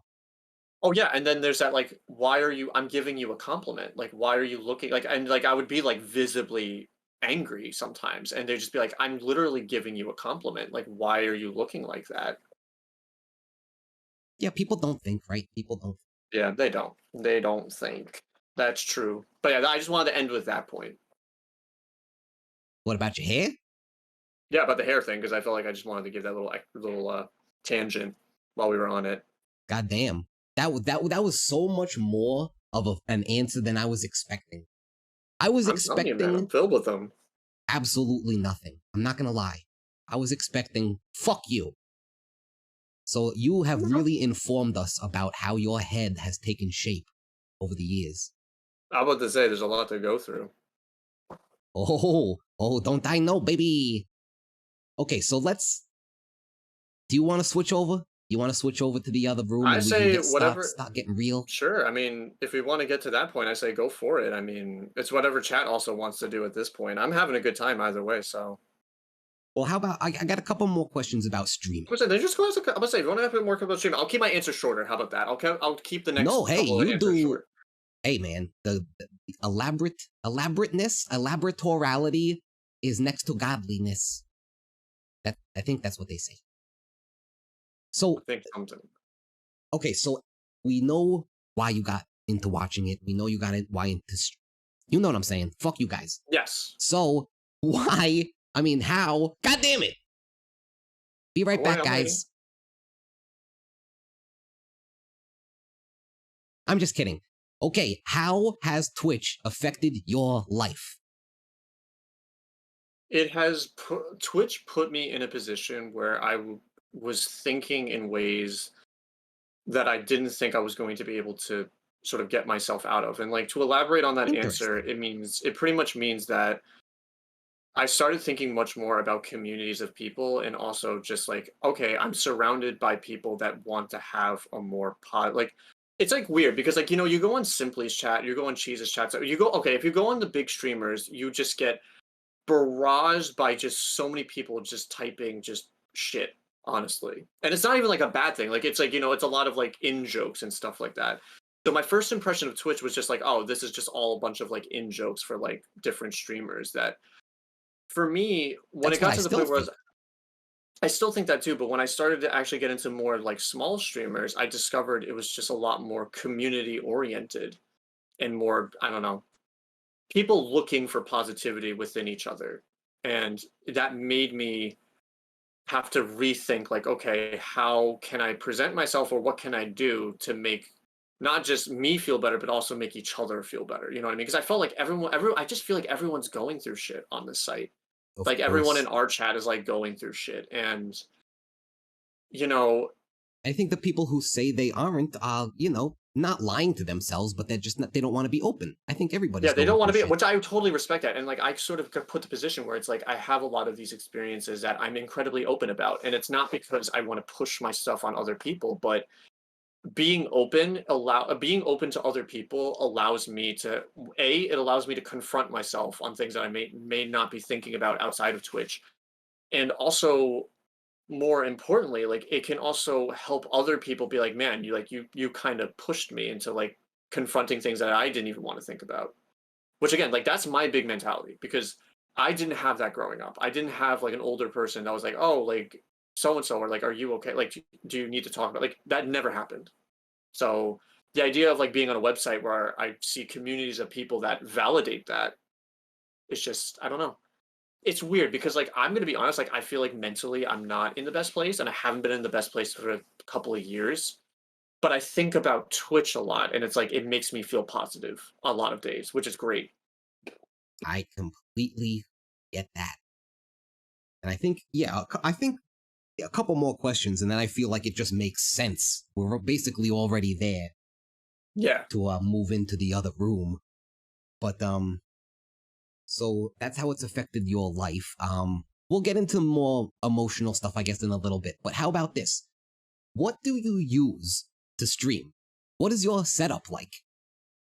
My stream is about as like bare bones I think it is possible. I literally just have my laptop. I have an older laptop that I don't use that pretty much runs Earthbound, and it's like a laptop that I don't know. It's just like it's really like it's very very old, but I have all of my emulation programs and all of my games on it. What are we talking? And 1 gig of RAM? It's something like that. It's something where it's really not that much, but it's a thing where I then got an Elgato and I connected it to the laptop I actually use for school. And I've said to myself, okay, if I'm only running Super Nintendo games or like older games like that, I really don't need like a super gaming laptop. Yeah. So I got myself a new webcam, and the biggest investment that I had to put into streaming is this green screen behind me because there was no spot in like my living space that I was comfortable with like showing people like, hey, this is where I live. So it was something where it's like, okay, I need to invest in the green screen so I can at least give the illusion that I'm being like I'm pretty much like kind of inside the game in a way because it helps me like connect to like the environment of it more, if that makes sense. Nice. That's you are deep, bro. You are deep, critter. This is a deep critter, man. You know, I don't know. The thing is, the chat's going a little quiet, so I can't even tell if they're even enjoying this. I don't know if it's like they're getting cozy. Expectations. Yeah, I'm gonna They're say I getting hope they're getting cozy. cozy. I don't know if these answers are like, wait, why is he answering it like this? All right, operator enjoys it. There we go. Instead of That's Ramacron. the only person that matters, right? Mm-hmm. Ramacron, Button, yeah, everybody's having a nice little time. Enjoying while playing. I'm hyper focused. Man. Yeah, I think it's a good thing sometimes. When people just go quiet, it means they are very interested in what your hair is saying. I mean you. I'm gonna say, I'm gonna just shave. I'm gonna shave my head. I told people that I Oh need to god. get a haircut. I told people that I need to get a haircut on my stream, and they're like all completely angry about it. And I'm like trying to convince them, like, no, I need to get a haircut. My hair is too long right now. It needs to be cut. Can we can can we maybe get the stem head challenge going? No, No, no. no. Why not? Come on. I'm at the point where like I'm just not happy with the length that it's at right now. But I've got people in my chat and they know who they are, where they are just if I even tell them that there's going to be a pair of scissors coming my way to like cut some of this off, they're going to lose it. Well, you know they see you as Samson, right? You need that hair, Samson or Samson. I don't know how the fuck you say it, but you know they see you as a being who gets their strength from the hair. Well, no, okay, but you got to understand, like Noodles, like I didn't do a face cam stream. I didn't even do a face cam stream until very recently. Like my first cam stream, I think, was in the beginning of September. So just like having people on Twitch comment on my hair is honestly such a really surreal feeling because I've been talking to a lot of them for like, almost a year now in other streams. That this sort of transition where like people are talking about my hair is making me conscious that they're actually seeing me, if that makes sense. Like Of they're course. seeing what I look like and just coming to that realization that these people who I'm talking to online for so long now actually see what I look like as a person, it was honestly incredibly overwhelming for Yeah, like it's the very first. anxiety inducing. Oh yeah, 100%. Like the idea when I realized like Zillium can see what I look like, and then you're saying to yourself, well, why is that a big deal? It's just like I don't. There's like a part of me that's just like, oh my god, like these people who I talk to on chat, like you can actually see me. Like there's like this weird existential like because again, you kind of play a character a little bit when you're online, like, and you're just kind of words on a screen. And then when you have to make that transition where like you have like a cam, like right now, like me being on a screen, like it's like, oh my god, like what must they think of me? They think you are beautiful, Critter. Everybody, let's hear it. What do you guys think of Critter? Oh my god, what a horrible thing to say if someone has anxiety. What do you? I don't know if you do, by the way. I'm just saying that. Everybody, what do you think? What do you think of this beautiful bowler right here? Huh? So you're just fishing for good answers at this point. I've got my mods here that I know are gonna try and butter me up. I can see you so much more clearly on stream than through the binoculars, especially since you don't clean your windows often enough. I'm guessing he's talking to you. Well, at least Zillium's at least being honest, to be fair. What a fucking cunt. Nah, Zillium's not wrong though. He's right. So you gotta be hyper aware of how people are gonna see you, right? So that Yeah. when they say shit, you're just like, fuck you, asshole, whatever. Oh yeah, no. Anytime people have like critiques on my physical like appearance, I literally don't give a fuck. I don't give a fucking shit. It's something that I like cared about back when I was like in middle school. But like I'm gonna be honest, like I was always severely underweight because I was born 2 weeks earlier than I was expected. So I was actually born premature, which for Ooh. some reason my doctors explained to me that they think that might be a reason why I'm just always been like drastically underweight, even like while I was growing. And I just found that you would get one person. I would get one person that would compliment me on a physical feature of something that then another person would rag on you for. And Oh it, yeah, of like when I course. got to a certain age, I'm like, okay, then I don't fucking give a shit. Like if you like it, you like me. If you don't, you don't. Like I just sort of just I don't know. I can't please everyone at this point. I can't. Well, I mean, come on. We all know, especially at this point in our lives, we know the people that do that are the people who are self-conscious themselves, have stupid shit going on in their minds that they can't deal with. They're trying to take it out on everybody else in a shitty ass way. But as a kid, you're not that smart, and that shit weighs on you. Yeah, I mean, it's just one of those things where it's like I just have like the whole point of like why I even do this on Twitch is that like I just want to be able to try and show how I feel in terms of like the things that I connect with in terms of film, in terms of video games. and not so much like how I look, because I'm gonna be honest, like looks fade easily, man. Like like I don't know what I'm gonna look like in the next 20 years. Like people are like, oh, you have nice hair. What if I like lose my hair in like the next 5, 10 years? Like it could happen. Like I have to, for me, like I have to be able to define myself that's outside of things like that, or I'm See? just like I'm not gonna survive. Well, that's like people, who people who feel who have been very attractive their whole lives, right? And their whole life they're told, "Oh, you're so beautiful, you're so beautiful." They're never told you're so smart or anything like that. And then they get older and their looks go away, and what happens? They fucking hate themselves, right? And they do all this Yeah, crazy exactly. shit to their bodies and their face because they feel like they have to live up to the younger expectations of when everybody was complimenting them all the time. But the reality is you Yeah, just fucking live like a human. and I think that's why I love Simp Mom stream so much, because you have someone that just, when I mean, you were there too, Noodles, I believe. Like, were you there like the first day that she streamed and it was like on her birthday, like that first stream in January? I was. There was just so many people that was ragging on her, the fact that she was like, oh, she's an older woman on Twitch. Oh, you look like this. Oh, you're so like blah blah blah blah. I never saw someone who literally just laughed that off. Like it was nothing. Like it just clearly didn't phase her one bit. And it was honestly like a very inspiring moment for me to just see someone like be at an age, I mean, Sit Mom's over the age of 60 and just totally doesn't give a shit about what people think Yeah, about her man. appearance at all. It's fucking awesome.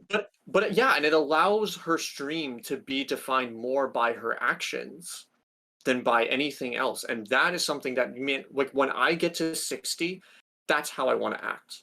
I want to not care about things like that and be more focused on like community oriented things. I feel like when you get that old, it's almost like a rule that you have to stop caring about what everybody says and thinks. Like, when's the You would last be time you talked to an old surprised person that was self-conscious? They always all just the say the time. craziest. Really? Yeah, no, I think I'm sorry, like at least for my parents are a bunch of boomers, and like I feel like it's one of those things where they try to make it seem like they're not self-conscious about things, but Wait, is every boomer th- supposedly self-conscious? I mean to a certain degree, and not a lot of the ones that because you got to understand, Noodles, like I come from a wealthy town that's very much built on appearance.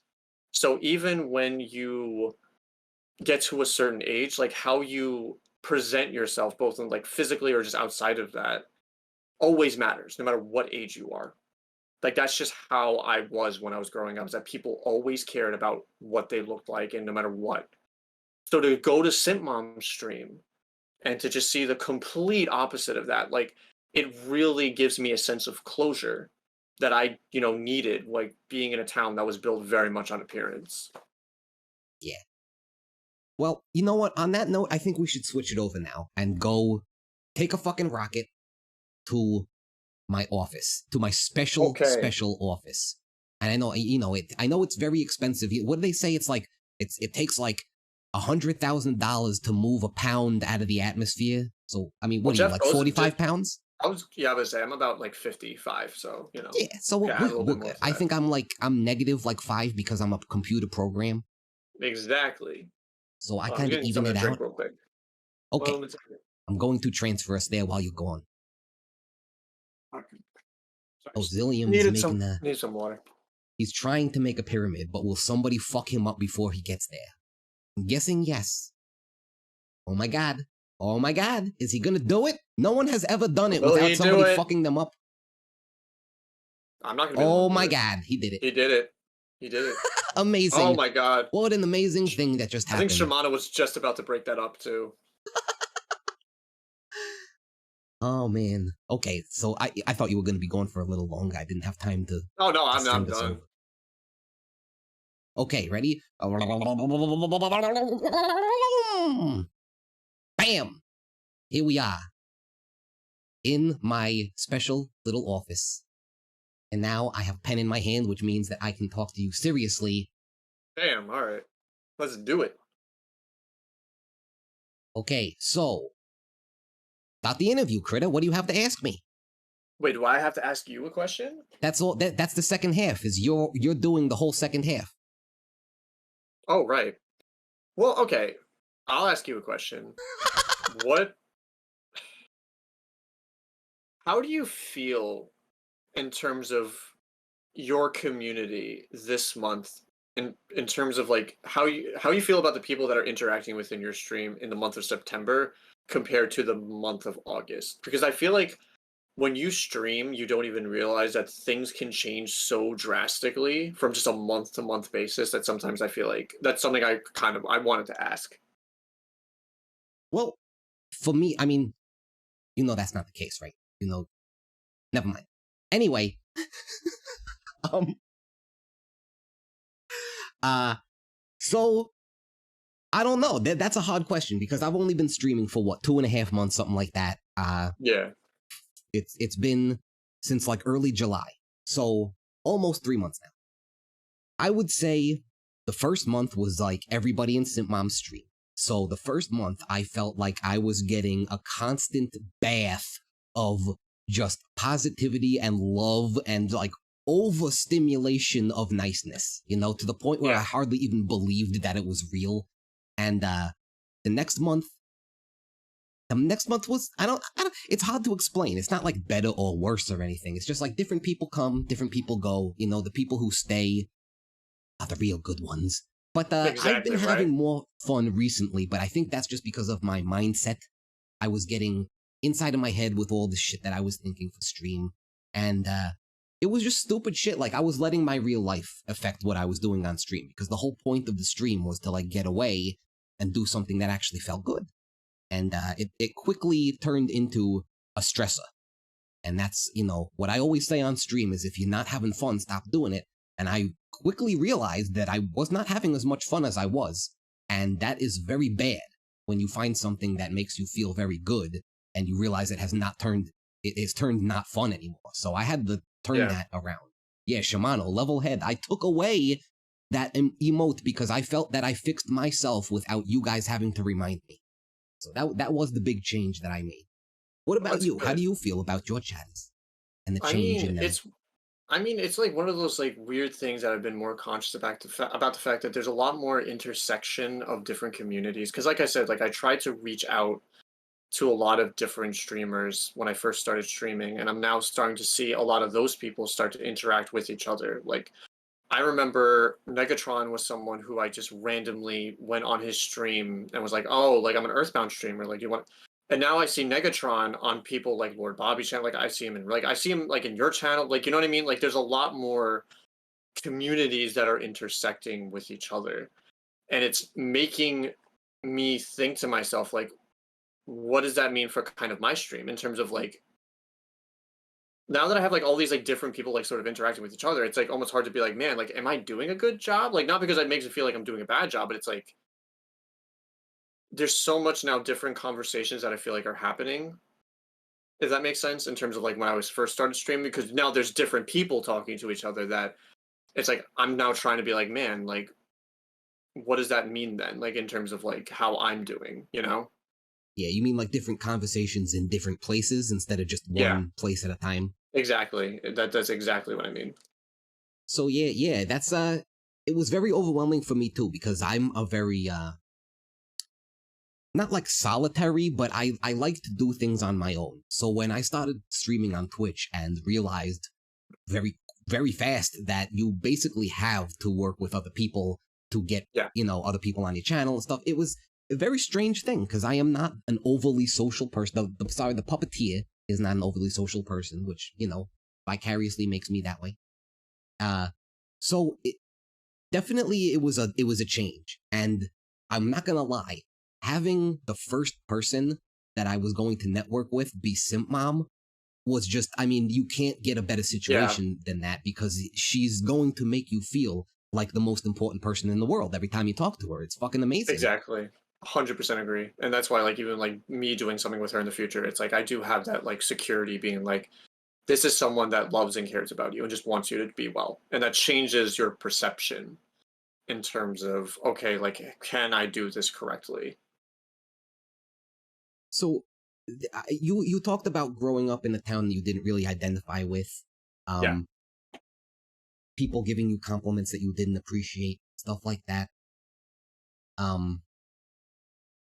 Was it when you started getting the positive feedback from your streams, did you what's the word? Did you take it as like a straightforward thing, or were you thinking?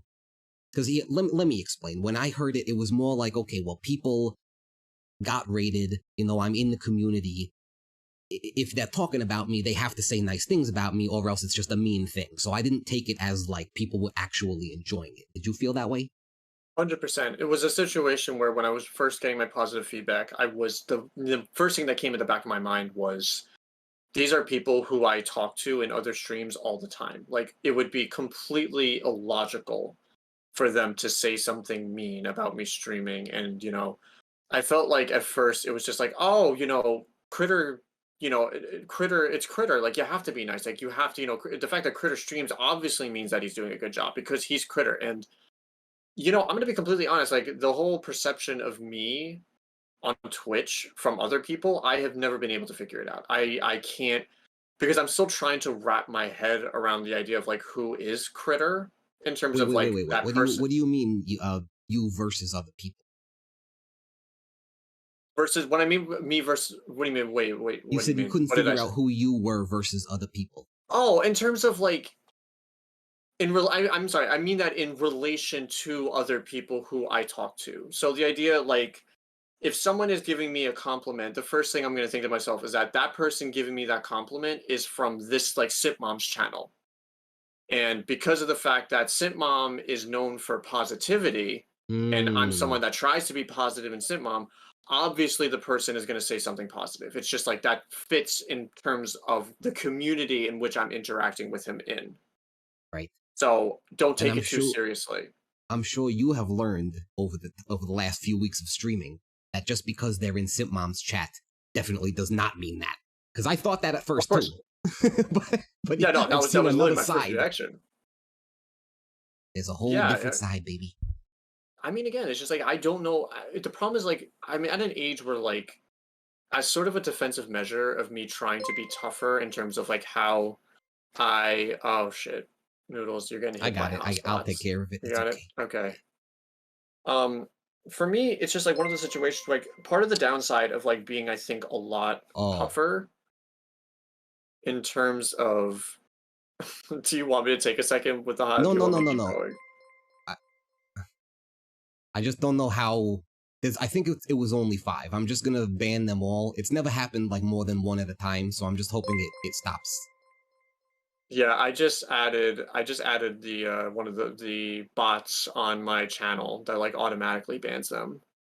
But I honestly haven't Oh. seen like hotspots in a while over like the past week, so I'm actually surprised to see them right now. Yeah, me too. Me too. I haven't seen Haas for I think 2 weeks now. But yeah, it was Yeah. just 5 of them all at the same time, so they're all banned now. It's all good. We are good, baby. Okay, so like okay, I'll just get back to my question. So the idea is that in order for me to be more like I think tougher on like okay, how people perceive me, it's I have to not think about what they think about me. So to be in a position where people are giving me even positive feedback on streaming, it kind of conflicts with that whole like oh I'm just doing it and I'm not going to care about what other people think, you know what I mean? Like it has to open that door of where you actually do have to listen to what people think because it's not negative for the first time, you know what I mean? Oh yeah. Yeah, well, okay, so there's something to talk about too. Is why why do you have a perception of negativity from people? Is that a learned thing, do you think? I mean yeah, I mean it's absolutely was a learned thing. I mean it was like you gotta understand like I always grew up in a position where like I was always helping all these. I remember I was in a lot of different friend groups when I was growing up because I was incredibly social. I was a really really social child, but I would be sort of the butt of jokes because like I'm gonna be honest, like I was really really skinny and awkward growing up. I know that must be a shock to realize, but and I learned that the way to sort of get around that and not have to deal with bullying head on is to play it off and like not again just not validate it. But by not validating that negative critique, I was also not validating positive critique because it just became a situation where I felt like I was turning off everybody's opinions of me. So it was just a weird situation where when I hear something positive, the first thing that I do, I'm just like, okay, not a big deal. And I don't mean to be like that because like I know people there's a lot of actual genuine emotion in positive feedback, but it's been a self-defense mechanism of my life for like the past like 15 plus years that it's something that I'm training myself to not do anymore. Yeah, that's a hard one to get over. That's one of the things I wanted to talk about was what was it? God damn it. I can't. Okay, I'm sorry. That, yeah, the toxic thoughts. I wanted to get into the toxic thoughts that we have.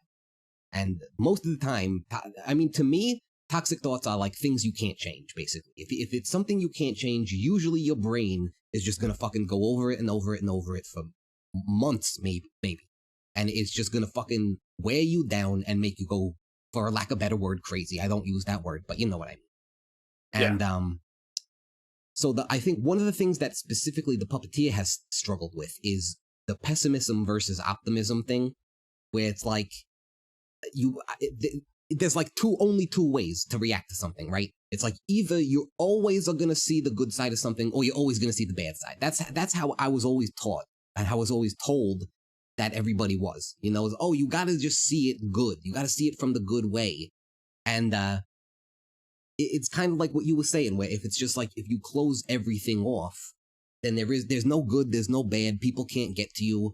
You know, if you have, instead of a bad expectation of something, you just have nothing, right? You just think nothing, and then if something happens, you don't take it in.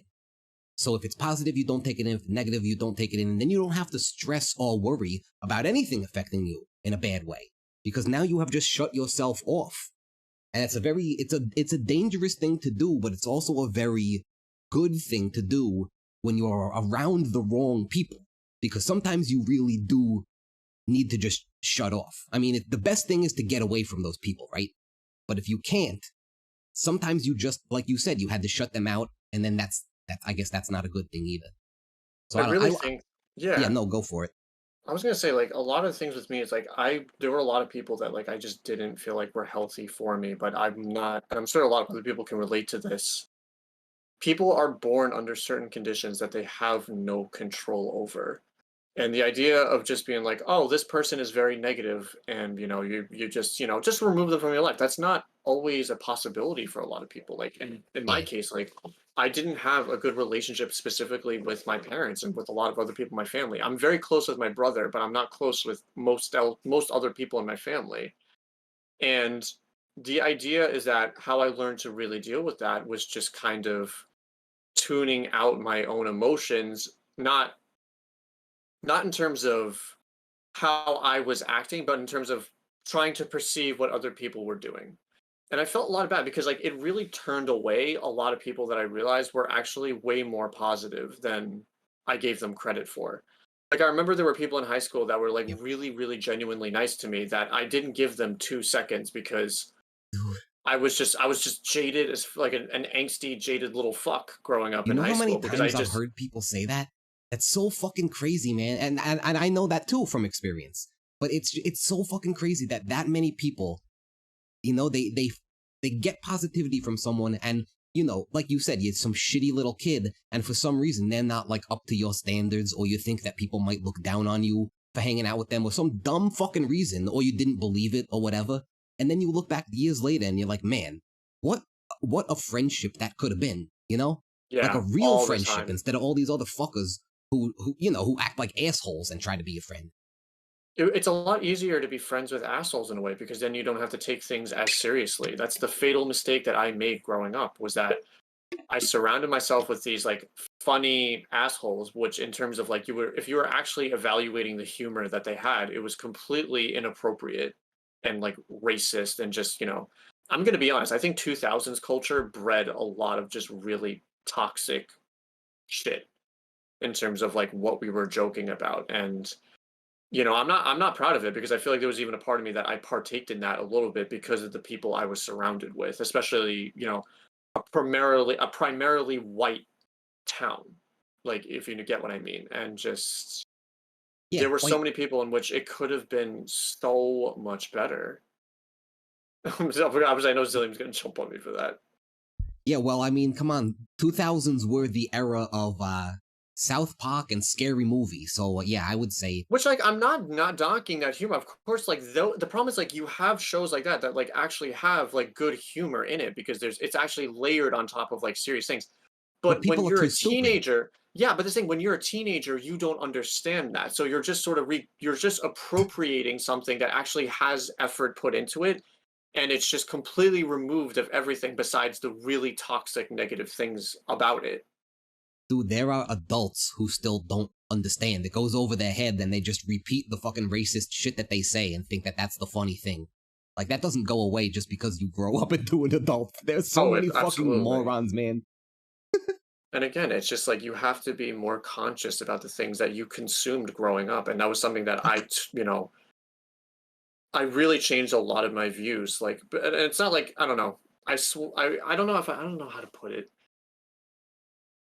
I had to actually start listening a lot more than talking. And the moment that I did that at the age of like 19 was the best decision I ever made in terms of like stop trying to tell people, oh, these are my views. This is what I think you should do. And it just be, actually have like conversations like I'm having with you right now. That's monumental because then you actually start building a core around more community oriented viewpoints as opposed to just ideological, like me as an individual, this is what I think. Well, I mean, that's why I started streaming. So I could just, like a Yeah. dictator, just tell everybody, hey, this is what I think. You all better fucking listen to me. If you don't listen to me, then I'm gonna. Well, TOS. Never mind. Can you talk about shit? Can I talk about shit? No, not Like you. I'm saying in general. I'm like, I don't TOS. know. Like, does that give you TOS if you talk about, like, shitting on somebody? Maybe? I honestly have no But I like idea how what, your the order. response was, you thought we were going to talk about shit. You want to talk about shit? Let's go for it. What do you have to say about shit, critter? Like the actual thing of shit. An Your actual shit, thing of like shit. an actual thing of shit, is A very, very thing of important. shit. Listen, like your shit is the ultimate indicator whether you're healthy or not. So looking at your shit every time you go to the bathroom is very, very important because it is your number one indicator if something's wrong Probiotics, baby. internally. Exactly. Take your, like, seriously, if you want to get anything from this, take your shit seriously. I can't fix it.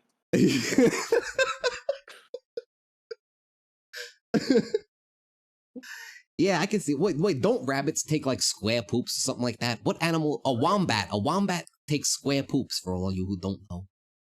Go Okay, look it so up. It's great. I'm gonna say we're not gonna look it up. I would say, do you want to share screen and just show it in chat? Do No, comparison of poops. no thanks. I'm sure they're already looking at them because if there's one thing that my chat loves, it's a big old pile of shit. Exactly. That's why they come to me, baby. So, Critter, I don't know how Okay. you can, just tell me if you don't want to say it or not, but Sure. I wanted to talk about anxiety and depression specifically tonight. So I don't, Let's do it. Hit it off. I'm gonna say, do you want me to start or do you want to self-diagnosis is start? obviously very healthy, but yeah. So I don't know if you have dealt with either or both of them, but that's kind of what Yes. Can we've you actually already give been me like talking about, I one? Can you guess. give me 1 second? Oh, I think we have. Sorry about Oh, that. I just had to do something real. Yeah, just technical. wait, Critter, you are muted now. Am I muted? Oh, Really? now you're not. I know. Okay, sorry You about that. were No, I had to for do like something real 5 quick. seconds. So yeah, okay. So we're talking about anxiety and depression. So I'm sorry. Can you like what exactly about anxiety and depression? Everything, baby. Everything. So I wanted to just like go through. I mean, what I was gonna say is the stuff that we had been talking about is pretty closely related to a lot of anxiety shit. Being nervous about Yes. what other people think. Everything that goes with it, not taking things that people are saying in the reality of what they're saying. All of that shit. But specifically, I wanted to talk to you guys, not just you, Critter. I want to talk to all you guys out there about like what it is, what it really is, depression and anxiety. Because there's a lot of I people have a who. story. Oh, You want a story? Do you want like a really recent story of depression that actually is like I think ties very well like recently? If anybody watched, so I want to just I'll get into it right now. So I did my last stream yesterday with Earthbound. It was the final time that I played it, and I sort of had this moment where every single time that I play Earthbound, it's like a very cathartic experience for me because there are so many emotions from that game that come out of me that I sort of kill like inside of myself internally that comes out.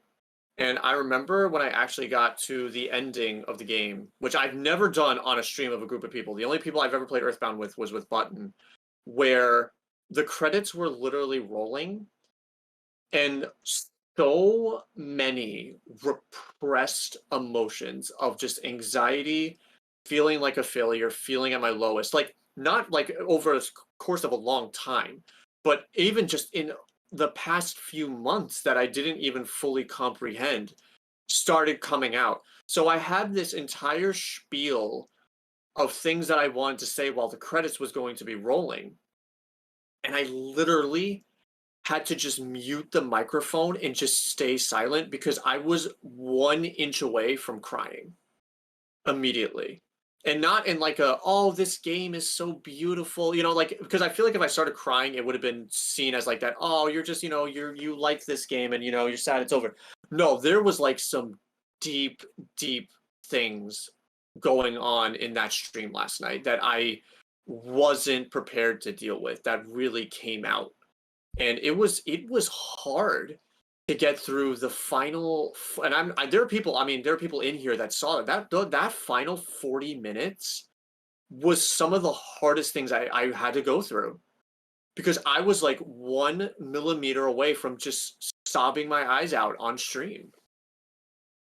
You're talking about the part that I missed, the part that after Yeah, you. I would say the part you probably missed where I defeat Gygas Yeah. and it like I did the post game stuff and it Oh, got no. to like the credits. Yeah, I saw the Gygas. I saw you defeating Gygas, and I think I hung around for like a half an hour after that, but you went for like 2 more hours after. So Yeah, I would say missed a I lot. went for a few hours into post game content, but like right for that final hour where I finished the post game and it like I just had so much that I was like, oh, this is such a fantastic experience. I'm now, I was gonna make jokes. I had this entire plan of like now Critter can actually be a variety streamer, like how, like really just try and go hyper performative. And those Yeah. credits were rolling, and I was thinking about things that I just haven't thought about in a long time. And just was like clutching my chair, just like, holy shit, like do not start sobbing, whatever you do. Like do not start crying. And it was I mean, like I'm it not was gonna an lie, they would have intense. loved that. I mean, You yeah, but would the not problem have. is what I wouldn't, because I feel like it would have been misinterpreted because it coincides with like, oh, it's beautiful. You played this beautiful game that you love and it's over and you're sad. Like it was not that. Like I because people don't know me very well, and you can ask Button, like, I don't cry. I am someone that tries as hard as I can to keep my emotions under control. So the idea of me being on the verge of like a breakdown on camera, that is like that was completely new territory for me. And that was literally like, let me see, yeah, 24 hours ago. So would you say that you are someone who tries to control your emotions or someone who tries to subdue them? Both, if that makes sense. I think there's a Because little if bit of even it's okay to cry, Crit. It's okay to Oh cry. yeah, no, it absolutely is. And like the thing is like I'm not opposed to crying at all, but it depends on what the reason of what I'm crying is. You know what I mean? Like people say like, "Oh," and I know Simp Mom says this a lot. I know people say, "Oh, like crying is a good thing because it lets your emotions out." I do agree with that to an extent. Because people need to understand that the things that you do cry about aren't always for the same things. And even if like there is a physical um there's like a physical positivity of like the fact that you are releasing chemicals that like relieve stress from emotions, there are times where you will start crying about things you just were not, depending on what situation, and you're not prepared for. And that's what yesterday was for me. Like I wasn't ready to have a conversation to be like, and there was a moment like, God, I was in the middle of my stream and I was literally just like, I'm not a happy person. And I just couldn't believe that I said that. Like I remember I was Wait, sitting oh, there you on the said that chair. out loud? I was literally said out loud, like, I feel like I come across as like this positive, happy person on Twitch, but like I literally remember saying I'm not a happy man. And I couldn't believe afterwards that I actually said that. And it made me have to confront that night, like, what is going on with me? Like, what led me to say something like that in that moment? You know what I mean? Like, you have to be conscious, like, man, do I have depression? And like, do I have it under control? Well, I'm sorry to hear that, Critter. That does take us into depression, though. And you just literally said it out loud right there. Like, what is it? Do I have it? That's a huge thing. Before we go into it, I will also say from my experience, I won't tell a story right now, but the puppeteer had depression since before middle school, and he didn't know what this feeling was until way later in life. Way later. Okay? I am older than Critter. Just put it there. Put it there. And it took me till after I was older than Critter to understand this. So I went through my whole life basically thinking that it was a normal thing to feel that way. To not be able to feel happiness, all those things. But you know what? Let's get into what it is before I talk about my own shit. So Yeah. And by the I mean, way, if anybody, sorry, Fred, I just want to, if anybody, do you want to? what? Oh yeah, What? sorry. Go. Sorry. Noodles. Ignore me. Keep going. I need a sip of water anyway. I just wanted to tell the chat that if you guys want to share any experiences or anything that we're talking about that reminds you of something that came up that you haven't been able to say or anything like that, or anything you want, just make sure it's fine. Everything is welcome in chat. No one will fuck with you, and tonight is the night to share. So just opening it up to everybody. Sorry, Critter. No, that's all good. I don't even remember what I was gonna say anyway. But for me, I mean, a lot of moments of anxiety and depression comes from the experience of being a graduate student, in which I'm in a job market that's pretty much completely destroyed internally, especially because of everything that's happened from COVID. And I was interacting with a lot of people in my grad department that was pretty much reinforcing, like, oh, you're wasting all the money you spent on this, all the time you invested, it's all going to be for nothing. And like, they're trying to make it seem like a joke, not because like they're being mean, but because they're trying to make it like, oh, but you just have to laugh at it because what else can you do? And it made me really feel like, man, did I fail? Because I had a really bad conversation with I'll just be honest, but fuck it, I'll get deep on this. I have a lot of bad conversations with my mother in terms of like the things that I should be doing. My mother, like, it was because filmmaking was something that I actually wanted to do when I was a teenager. But I remember telling my mother that I wanted to go to film school. And she said to me, that is the dumbest, like, and she's not even like a mean person, but that was one of the few moments where she's like, Jared, that is incredibly stupid. Like, that you will not be able to succeed in that. You don't know what you're getting yourself into. Try to go into academics because, then people will respect you more for that. And like, and she literally said to me, like, I don't want to have to explain to people that you're doing film because they're not going to like, and it was a very strange moment because my mother never talked like that before. So like, I took it very seriously because it was very alien of her to even say that when I got to college and it got to the point where I was starting to explain to her how difficult academics was because of the job market, she said, and I can't, and you're gonna, oh, she said to me, now wait a minute, Jared, you said you wanted to get into film. Why didn't you just do film? Completely negating the fact that she had any role in saying, oh, like, you shouldn't do that. Like, totally not a thing. And there's so much anger, not even towards her, but with myself, because it almost says to me, like, that was the moment where you should have stood up to her. Like, that was like, I almost felt like she's like, wait, why didn't you stand up for yourself at that age and say that you wanted to do it? Because it almost feels like she was testing me, like, oh, if you really want to do this. I was just gonna say, like, it was almost a test in some way. And it was like, it feels like I failed that test. And that like reminder now that I'm older, like, man, it could have been a lot different if you actually stood up for yourself a little bit, that you were passionate about it.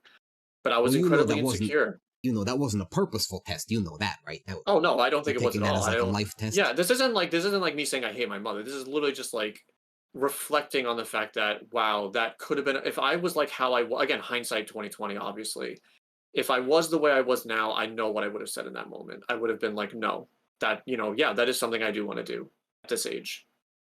And I don't know. It's just weird because it's like I wasn't validated for the things that I was passionate about until I was older.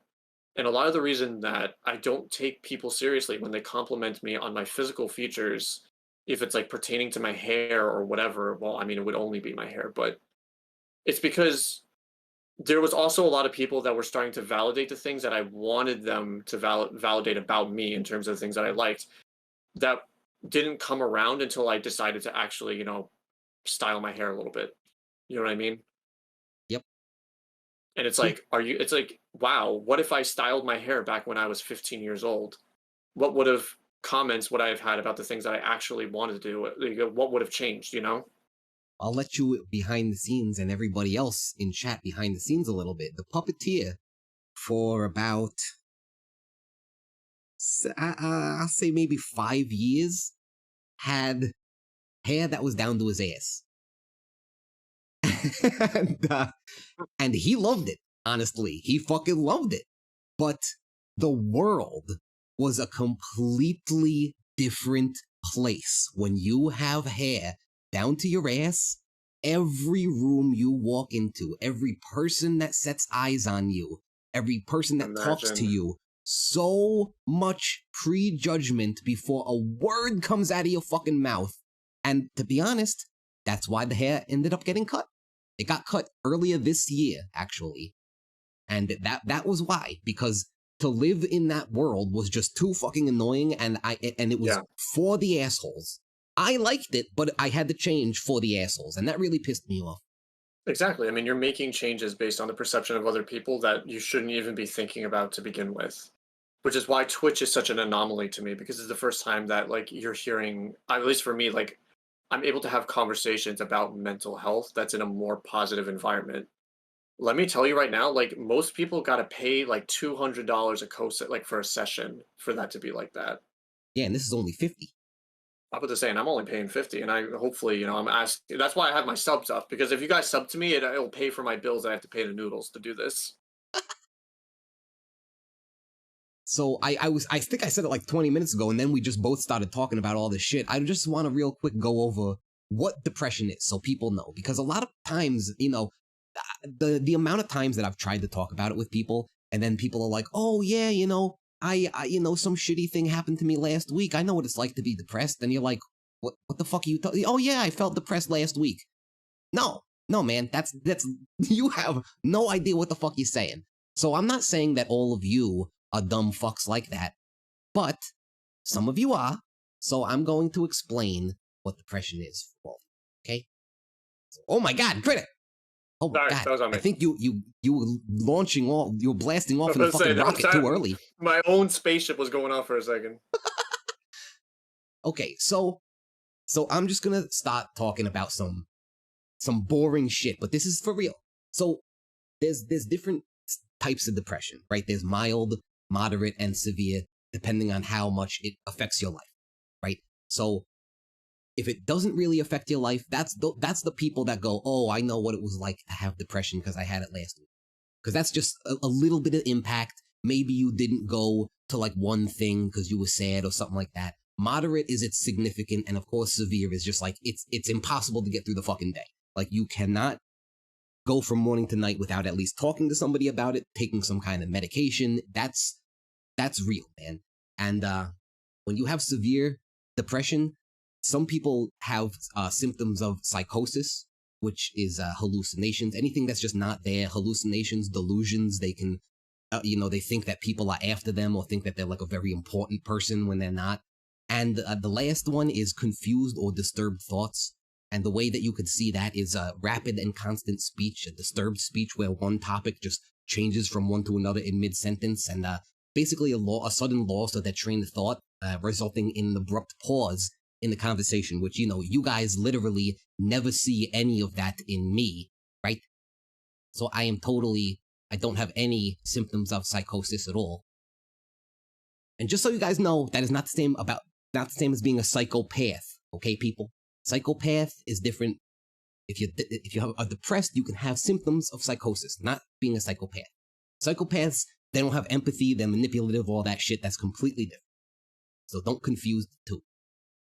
But basically, this is what it is for all of you who don't know. And I'm sure that when you hear it, you're going to go, oh, I've had that. I've had a little bit of that. You have, so low mood, right? Low mood and sadness, but not waves of it. Perpetual low mood all the time. You wake up, you go to sleep, feel the same. Hopelessness, helplessness. You feel that there's nothing out there for you in the world. No one can help you, even if they tell you that they want to help. And we'll definitely talk about that. How hard it is to take help from people when you were in that situation. You get no enjoyment out of the things that you previously did get enjoyment out of. All the same, the shit that you did last year, you think about doing it and you literally have no emotion. It's hard to explain, but it just doesn't bring you anything anymore when it comes into your brain. Another one's indecisiveness. I'm sure you guys have known a lot of people who just, they piss you the fuck off because you're like at a store with them or something, or at a movie, and they're just like, oh, I don't know what to do. I don't know what to get this or that, and blah, blah, blah. Yes, there are some annoying people who just can't decide, but that is also a symptom of depression because you second guess literally every single thought that goes through your head, so you can't make a fucking decision on anything.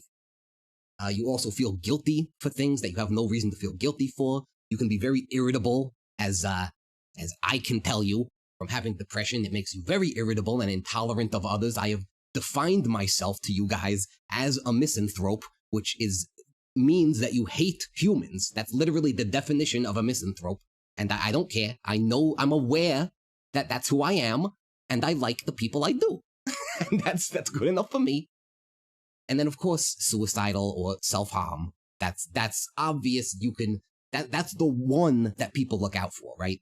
That's the one where people go, oh, I know they're depressed because they said they want to kill themselves, but not because they sit alone in the house for fucking 5 years and don't talk to anybody. So there's a lot of different stuff we could talk about real quick. I'll go through the physical and then we'll start talking about it. Lack of energy, changes in sleep pattern. You can't sleep sometimes. You're moving or speaking slower. A lot of people would say that's bullshit, but when you are depressed, it just happens. You just, like, I have come onto streams sometimes where I'm just like, hey guys, I don't really feel that good. And that's like totally the depression coming out, and without me even realizing it. Some people have no appetite, no libido. They get aches and pains out of nowhere. And then obviously the normal things that everybody knows: avoiding contact with your friends, neglecting your hobbies, difficult work, home, all that shit. So that is how you define depression. We can also go through anxiety, but we can go through that in a little bit if you want. So I just wanted to talk about some of those symptoms, and if they bring up any big memories that you could think of that ever affected you. I don't know if you have the sheet in front of you, but yeah, I think I do have the sheet. I have the sheet opened up. I just have to get it up on a tab real quick. But in terms of the how much of this I actually check off, it's actually quite a bit. It's well, that's what a happens, right? lot. It's kind of like a snowball effect. Yeah. One makes another thing happen. Yeah, I mean, just gonna be completely honest. I check off a very decent amount of that list, and I feel like there are different phases of my life in which there are more in certain sections than there are in other sections, but I have always, for a long time, suffered. And again, a lot of this I want to like say for me, it's also different because I also have ADHD, which I think a lot of people like don't really truly understand what ADHD is, which I don't blame people for because it's not really talked about correctly. But It's turned essentially, into like a buzz term. yeah, it is turned into a buzz term. But for me, it's like I literally don't have enough dopamine going into my brain to have correct thought patterns, to give things enough attention. It also affects your mood in terms of like being able to have normal emotional reactions. It really ADHD is one of those things that for me, because I've had it at such a young age, whatever it takes you normally to do something, it takes me 4 times the amount of it, like mental exertion to do that. And it's like I can't explain what that feels like unless you feel it yourselves. But not having those symptoms treated correctly, because I had a lot of really bad treatment plans for my doctors at a young age for my ADHD, it completely contributed to all of that hitting me even now, to the point where it's just hard. It just, you just get tired. I think that's like the best. I think my biggest form of depression is just feeling tired all the time and not knowing why, no matter how much sleep I get, no matter what and I really forget that a lot of the time is because of the fact that I don't know, like I never learned to actually manage my own condition correctly for a very long time. That when I started changing my diet, when I started actually confronting like how do I treat these symptoms correctly, I realized that like I had to change a lot physically and like how I would then mentally handle that. So I feel like my energy for other things declined. And because my energy was starting to decline, a lot of things that you're reading on this checklist started happening like as a snowball effect inadvertently. And even to this very moment, I'm working on that right now. Well, you said something interesting there about you didn't know how to like, take care of yourself or like treat it yourself, you know? And that's, I think, what a lot of people's mistake is, mine included, is that after I figured out what was going on with me, uh, I tried to say, okay, well, maybe I can change this, maybe I could do this, without really looking for what I should have been, which is the real help, the professional help, the people who actually have experience with people like this. For someone who feels it, they think they're alone, they think they're different, that their problems maybe are worse, or not the problems are worse, but the way they think is worse, that, oh, this person is going to think I'm all crazy, or they're not going to be able to help me. And that makes you want to just take care of yourself, because then you don't trust other people, right? That goes into something we were already talking about anyway. And you can fall into a very bad place, because what a lot of people do, and I don't think you have done this, but what a lot of people do is self-medicate. And of course, if you know how to do that intelligently, maybe you can do it. But most people, if you're having a bad thought or a bad day, you drown it, you smoke it away, you inject it away, whatever you do, and then it just goes overboard. And I think that's the easiest way people find, and that's why people get so fucked up. Because how easy is it for you to just like flip a switch, just like put something in your body and instantly you're just transported to a different place. 100%. And even like for me, how I luckily was treating it was that I was changing my diet. I completely cut fast food. I cut my sugar intake a lot, Oh, what which was your favorite I fast food?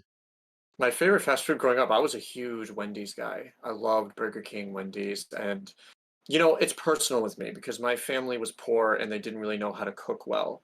So in a lot of instances, having fast food was like kind of that like quick escape in which I kind of was able to like have food that I enjoyed as a child and not think about the fact that and also weirdly enough, just paying for food. When you come from a poor family like mine, just even going into a fast food place and giving money for food, that in itself can be a very self-medicating way of handling things and not a healthy one at that, if you get what I'm saying. Because it gives the illusion Oh that yeah, it's of like, oh, I course. can.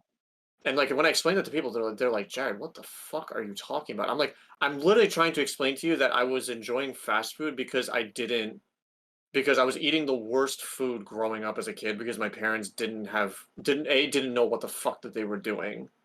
And it was just so much easier, especially when I'm with other people, to eat at a place. That's really what it was. But the idea I want to get into in terms of help is that there's so many different categorizations in which you have to seek professional help, all of which can also exist within different economic brackets. Because you can't beat around the bush that some people are able to get the treatment that they need for not that much money because they know how to work the system. Because the mental health system is very much tied in with a lot of capitalist shit. And there are people that have to pay $200 plus for a session only to find out that then their therapist or psychiatrist won't talk to them for 2 weeks. And it's hard because going that route is the way that makes you the least publicly shamed for your mental health. Meaning, and what I mean by that is that if you seek a very expensive and very, very super professional, very presentable form of therapy or psychiatry, you can explain to other people that even if you're not going through something, that you're getting, oh, I'm getting this amazing treatment and I'm shelling out all this money for it. Not realizing that there are a lot of community organizations that don't require a lot of money, especially now, that focus on mental health and issues related to economics, like all of that. But they don't tell you about that because if you go that route, you're shamed for that. You know what I mean? It's a weird situation that there's almost like this association of like image based on the mental health treatment that you get. It's so fucked up. Like it's things that I've noticed. I don't know, maybe that's just me, but for my upbringing, it was a lot like that. I think that's with everything, right? That's not just mental health. That's everything. Everything always shows class, right? And it's sad that our health system shows that also. And definitely, you are completely right about the mental health aspect specifically. It is extremely hard to find a good person to help you if you don't have a lot of money. There are plenty of government programs, but I'm just, I don't want to turn anybody away. That's the thing. If anybody wants to go for help, you should go for it wherever you can, because here's the big thing. If you want to get help, that is a huge step over most people with depression, because one of the things is, like I said, you feel helpless and hopeless, so you do not want the help. Even if you are offered it, you don't want it. So if you want to go for it, you have a huge step up, go for it. And even if you don't like the person who is helping you, then you can fucking find somebody else. More hotspots, sorry. I know. So even if you don't like it, you can find somebody else who is good, like them, sorry. Can I just say, I'm sorry, can I interrupt? I love the fact when the hotspot follows the pot, it just completely like covers my face like this. During like a really real moment. I could give you this one, then now everybody can see your beautiful face. No, it's totally funny. I just think it's really funny. No, it's all good. I just thought it was funny for that like image. Yeah, but no, that's weird. They are not showing up though. Yeah. I mean, the thing with the hotspots, they follow you and then they immediately unfollow you, and then they try to debate you into clicking their profile, which are like IP trackers. So you like have to. It's a whole system with them. Oh, you fucking serious, man? Yeah, it's a whole thing. Like you have to like type that thing in manually. Do you want me to do it? I'll do it right now. No, I didn't click on their profile. I just like went to them in mod view and just right clicked on them and banned them. But those guys are just not showing up right now. So I guess I'll just wait and see what happens. Yeah. Okay. Oh, I don't want to be distracted by those motherfuckers. What was that? I think Zillium's asking a really good question. How do you discern when all of these feelings are actually a problem and not just normal emotions? Well, there's a very simple answer to that, and it is how much it is affecting your life. If you have these thoughts and you can get through your life perfectly fine and literally it doesn't affect you, I'm not saying you can push down the emotions. I'm saying if it actually doesn't affect you, but you have the thoughts, you are probably not depressed. You just have shitty thoughts and you are a healthy person because you can get around them and they don't affect you. But if it's affecting your life in any real way, that is a huge problem. And that's just not for depression. That's everything. Yeah, can I just jump in? Big Zit, it's vanilla. Because I know Big Zit's asking about my Frosty choice. It was vanilla. Oh, you gotta go with the mix. Guy. I don't know if you know, but they could do a chocolate vanilla swirl. Yeah, but like I didn't ask for that as a kid. I was always a vanilla guy. My white ass, but me being a white ass boy going for vanilla. There you go. Excuse me, do you see the color of my skin? Please give me a little bit darker than it. Sorry. What? No, I was being you. Never mind. We're having fun. What are you? Did someone say something? No, no one said anything. Don't worry. Okay, I want to actually go back to something Zillium said, probably just to be an asshole. But no, I don't think it was to be an asshole. But he said, "What parents? What does it say? What parent knows what they're doing? Though all a parent can do is better than they had." And yes, that is true. But I want to comment on something. A lot of people, and I'm not talking about just parents, I'm talking about a lot of people in general, will say, people will be like, hey, why don't we do this thing that's really smart and makes sense? And then they go, oh, well, that's not how I grew up with it. I didn't have to do that. I had to blah and then do this shit. And they had to twist my testicles off before I did that. And they'd say all this crazy shit, And it's the same in anything. is that people just they don't want to change the way it is if they had to go through it. So there's a lot of fucking parents who give it worse to their kid. They are shittier to their kids because they don't want their kid to have an easier time. They had a fucking shitty life. They hate themselves. They hate their parents. And now they don't want kids. It's a very dark place to go, I know. But there are really fucking shitty people who do that. Yes, I agree with that. And I think people just need to be conscious of that. And I think the biggest thing that I get frustrated with about is that people are like, oh, so you don't love your parents. No, that is 100% not it at all. I love my mother and father incredibly dearly, but they made incredibly poor judgments that affected a lot of things pertaining to me and my brother, who I love incredibly dearly. And I can easily forgive anybody for decisions that they have to make based on circumstances that they go through. My mother and father are human beings, and I will always respect them as like as people, especially because of the things that they have gone through.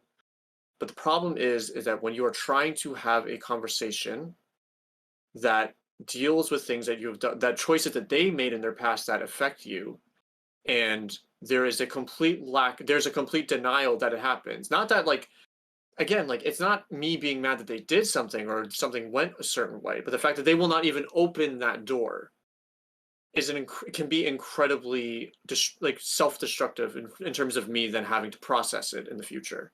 So But the thing is, like, communication wasn't great. communication was terrible. That was the big thing with it. And I'm gonna be honest, like, my father grew up in an abusive household, Mine too. and I wasn't abused, and I just need to make that clear. I was not physically abused by my parents at any point, which is a very big deal because my father was, and I will always be thankful about the fact that he experienced that growing up, but he didn't put that on me or my brother. However, there were other things going on in terms of, like, decisions regarding economics and just a bunch of other things that had real consequences that, obviously you can forgive them for, especially if they're your parents, but you need to be able to have that conversation. You know what I mean? Like, that conversation has to at least happen. If the door of communication is not open, there's nothing you can do. It's very, I mean, obviously we are both speaking out of pocket here. No, not really, but out of turn or whatever. But we, neither of us have kids. So I'm sure it's a lot different. I would also like to say also that like I said, my dad grew up in an abusive place, and he has done everything in his life to do the opposite of that. And that was my point before that I totally forgot to even say, is that some people go down the bad road when they had it as kids, and they make it even worse. A lot of people, though, see that, and then they go, okay, now I know what not to do instead. And that I very much respect when people can do that. Exactly. But for me, the big thing that I try to tell people is, like, do not ever say to someone that they should feel a certain way about their family just because of experiences that you've had with yours. Not everyone grows up with the same parents. Not everybody grows up with the same. Be conscious of that when you're talking to people. Do not automatically validate a perspective just being like, well, being a parent is hard, because you get a lot of people that become parents themselves that immediately pull a 180 and say, you know what, like, maybe, we rethink of how we feel about our parents. Like, no, like, your experiences with your parents are unique to you. Do not let any person invalidate that because they had experiences with their family. And that's something that, I feel like shouldn't need to be said, but in my hometown, it needs to be said a lot. Because I've had friends that came up to me being like, well, like, your mom and dad are your mom and dad. Like, you're mad at them, but it's normal to be mad at them. It's like, no, I'm not mad at them. It goes much, much deeper than that. Much deeper. It's not just like a simple, I'm mad at them for something. There's a whole basis of communication that isn't happening, that is creating an incredibly unhealthy dynamic that I want to break. I want to break that dynamic. But that can only happen if that door is open on the other end.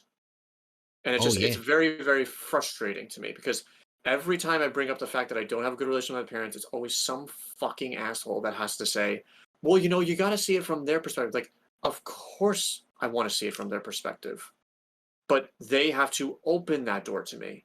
and actually validate that also my perspective as well. That's the thing. I just need communication. If you don't give me a two-way communication, there's just nothing I can do. So I know exactly what you're saying. I've had experiences like that too. I have one parent that is impossible to communicate with, and it's been very hard. What I would like to ask though is who do you think this communication is for? Do you want to forge this for your own mentality or for them? Both. Most importantly, it's because at the end of the day, they're my parents and they're my family, and they did sacrifice things for me in certain aspects. And I want to, you know what it is? It's just like to them, I don't see them as a good mother and father, but I also don't see myself as a good son. I don't. And I own up to a lot of the fact that there are things that I could have done to have been a better child for them. And a lot of it is because of this cycle of just constant miscommunication in very, very pivotal moments that I feel is really like my parents are getting older. Like my father is 68 years old. My mother is in her mid 60s. I'm conscious of the fact that they're not going to be around forever. And the idea of losing them one day, knowing that I just wasn't able to break this cycle of miscommunication is something that I have a lot of anxiety over. Because yeah, as you know, like when people when they're gone, that's it. They're gone. They're gone Yep. for good. And I still have them around and like I'm trying to change my own patterns as I'm growing as an adult.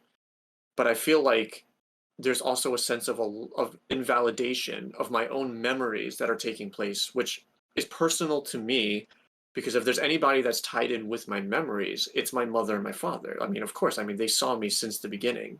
And if I feel like there's a denial of memories and experience in that, you have a huge sense of disorientation about your own self, which, by the way, that can lead to depression. That can contribute to anxiety. That can then snowball into so many other aspects of your life.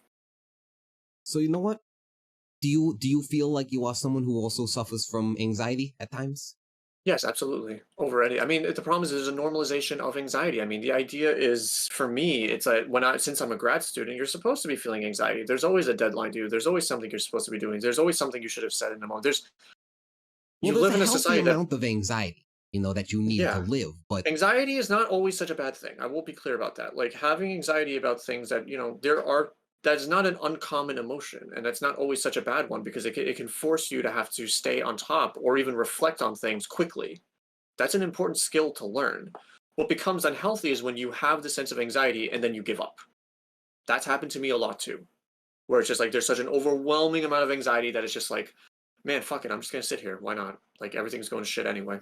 yeah, and that's why we're talking about these two things, because they are very closely related. So let me real quick go through all the symptoms of anxiety and how they differ from depression. Hmm. So, like I said, very, very similar, but when you have anxiety, it's more like can't relax. You're always tense. Instead of being sad, you have that feeling of dread, all the time that something is going to go wrong, that you're worrying about things in your past that maybe a year ago, maybe 10 years ago, maybe last week, and things about your future. You can't just be in the present without thinking that something is going to go wrong or went wrong. It Insomnia once again, paranoia once again, same thing as depression. You start, you think about your thoughts so much that everything everybody says is something to think about. Everything. If someone says hi to you in a different way, you are now thinking about why they said it that way and what did it really mean. The paranoia goes off the charts, and that also goes with distrust. You tell yourself that you learned not to trust people, but really it's your anxiety making you not trust people, because as we've talked about before earlier on the stream, sometimes we have turned people away earlier in our lives that were trying to be helpful, trying to be nice for stupid reasons. And one of those reasons can be paranoia or distrust. Some of the other shit that you could have is, like I said, fear for the worst. You're just constantly worrying. And this is something that I want to talk about. obsessive, intrusive, or compulsive thoughts. Now, people think that OCD is waking up during the middle of the night and cleaning your rug or cleaning something.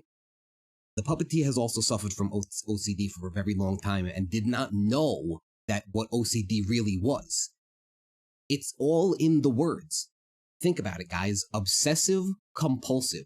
Those are the thoughts that you have. If you have thoughts that do not leave your brain, no matter how hard you try, and those can be anxious thoughts. Those can be people are looking at me. People are laughing at me. People aren't gonna like me. Any of that shit.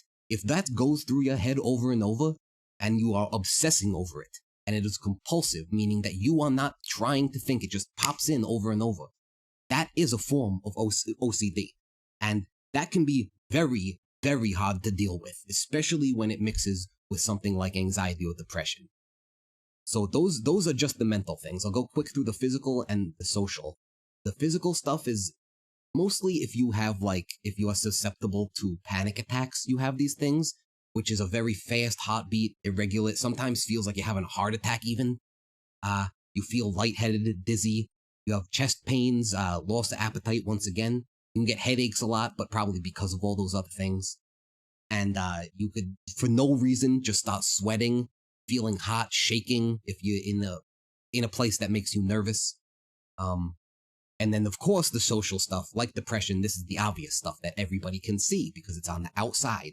You can't enjoy your leisure activities. So not only do you, if you have depression, you don't enjoy thinking about them, but now if you have anxiety, when you do them, you're not going to, you're not going to do them in the first place because you are too anxious to do them. It becomes hard to take care of yourself just in any way. I mean, there's a lot of people with fucking anxiety who just stop taking care of themselves, like don't shower or anything like that. You don't care. It's too hard. It's too mentally taxing. You can't go to the fucking food store to buy anything. You know, you're just eating like fucking ramen noodles. And I know I love noodles, but come on, man, you can't be doing that all the time. The other obvious stuff is, worried about new situations. You don't want to go to new things. You isolate yourselves. It's way harder to make a relationship or maintain one. I mean, to make a relationship when you have anxiety or depression, almost impossible. Almost impossible. Other shit is avoiding the situations we already talked about, avoiding eye contact specifically. A lot of times people think that someone just has something to hide or they're acting shady, but that is a very common thing with anxiety, is that you just can't look somebody in the eye. Like I talked about before, compulsive behavior. And this is something I wanted to talk about. This is, I don't know if you guys know the comedian Maria Bamford. I don't normally watch her shit, but she was on a show one time and she was talking about anxiety and how she got help with it at one point. And she said, earlier in my life, I used to think if one of my friends came up to me and said, "Hey, let's do this. This is going to be fun." What they really meant was, "Oh, you mean it's going to be a unique set of uncomfortable circumstances that'll be different from what we're currently doing right now." And it got a huge laugh. And it is fucking hilarious. That's a great joke. That's a great thing to say, but it is so fucking true. It is so true. Every time. I mean, I have depression more than anxiety at this point in my life. But when I had a lot of anxiety, I thought exactly that. Someone would be like, "Hey, let's do this. Let's go over here. It'll be so much fun." And I was thinking, so what you mean is I'm going to be uncomfortable for the rest of the night. That's literally all I ever thought. Did you ever feel like that, Critter? It was one of the things for me where the manifestation of having any obsessive compulsive behavior was always mental with me. And when it got to a point where I was noticing that there was a complete lack of enjoyment of things that I was going through, there's such a hyper perception on the physical manifestations of OCD, meaning oh, I'm going to clean my rug over and over. I'm going to keep things tidy or just do. I'm going to be honest, I think most cases of OCD are mental. They manifest both in just how it exists in your everyday life. And that's the problem. A lot of these symptoms, they blend together: depression, anxiety, OCD. You can pretty much nail little micro moments of them and then not have a full diagnosis of any of them because it's oh, well, you have a little bit of this and a little bit of, a little bit of that. But for me, yeah, it's just one of those things where even now where I noticed that like some of my own thought patterns when I stream is like I immediately what I'll do is like, okay, I'll end my stream. I'll go on my Discord and I'll say thank you for being there, and then immediately just be like, I don't want to talk to anyone because it's like because I come to a realization like, oh my god, I was literally on a camera for 3 hours or 4 hours possibly, and people were looking at me like through that, And they love having you. this sort of I don't know that the thing is even like, it's just that own like you start having those obsessive thoughts where it's like you start to like fixate on the idea like do they though, like do they even know me, like how am I, like, you know what I mean, like you get sucked down a rabbit hole Oh of just yeah. hyper focusing on all the wrong aspects that it's like I don't want to do that. Like I think for me that's why like my moderation team, like I feel like a lot of people, like I said before, like have mods because they just want people that can regulate chat. Like I like operator and Ramacron, like I really depend on them in a much more like emotional sense where it's like I really I feel like I trust the two of them to look at what I'm doing and to be able to provide feedback in a way that allows me to open myself up to like, oh, am I doing this? You know what I mean? And it's a very difficult position to be in because it's like, and of course, Big Zit. I'm not forgetting Big Zit, of course, Big Zit as well, but it's different with Big Zit. But It's very anonymous, Twitch too. It's very anonymous, so you can be in your head a lot more. If you say yeah, you're a stand-up comic, people are telling you they hate you right in front of your goddamn face. yeah. I mean, it's just like for me, it's like that's why like with my mods, it's just like my first thing is like I tell them it's just like, look, I'm just not. I'm in a position in my life where like I'm realizing I'm so unhappy about so many things, and I just need to hear someone else's voice to push myself to get through it sometimes, you know? And I'm going to be honest, like I would stream a lot less by now if I didn't have my mods like talking to me through the stream. And I'm really, really grateful for that because it allows me to then think about it allows me to disrupt the pattern of obsessive compulsion over self-imposter syndrome because you start to develop a community of people who you can have a healthy communication with that will watch what you're doing, and then you stop worrying about view counts and you stop worrying about, like, you know what I mean, you start Oh doing it yeah. because like Oh I yeah. remember, and that's why for me it's just like the idea for me streaming in the future, it's like I have people in my community, and obviously Big Zit included. Like Big Zit is someone who I can have a real moment with him. Like we play around with each other so much, but like if I have to like send him a message about something or regarding anything, I know that I can trust him. And that's a big deal for me because I don't trust people most of the time. And it's not even people's fault, it's my own fault because I fell into a pattern of just self-doubt and anxiety that this is the first time that I'm starting to trust people again. Because I used to just only trust Button and Haas. Like I mean, it really was just Button and Haas were the only people in my life that I could trust. Sorry, this Haas thing is just driving me crazy. I know. I know. So yeah, I mean, we talked about that before too, right? The not letting anybody in and not trusting anybody, and how it feels better, right? It feels safer, but in the long run, it's very detrimental to your success in life and your mental health. So I see a question by Fish. Do you guys find that depression or anxiety creeps up during streams? I'll let you know what, Noodles. I'll let you answer that one first because I have my own answer on that. Okay, hold on. I'm getting the last of I would say, the are you getting the Haas's last here. fucking Haas's, the Haas Yeah. family? Imagine I if they're would not say, bots, they're just actually just like just a family of people trying to watch a stream. yeah, it's real people, definitely. I'm just banning the shit out of them, and they're like, "Why can't we watch? Why does he hate us so much?" Oh my god. Oh, Horse embarrassed. Horse embarrassed is getting the fuck out of here, baby. Horse Oh god, yeah. drab. Okay, so this is bad. This is bad because only one Max has ever followed me in one stream. I So know, this is this is not a whole good. different. Yeah, I mean, this is why I have my Seri bot. It's called, okay, for anybody who streams that deals with Haas problems, please install a program that's called Seribot, Sery bot.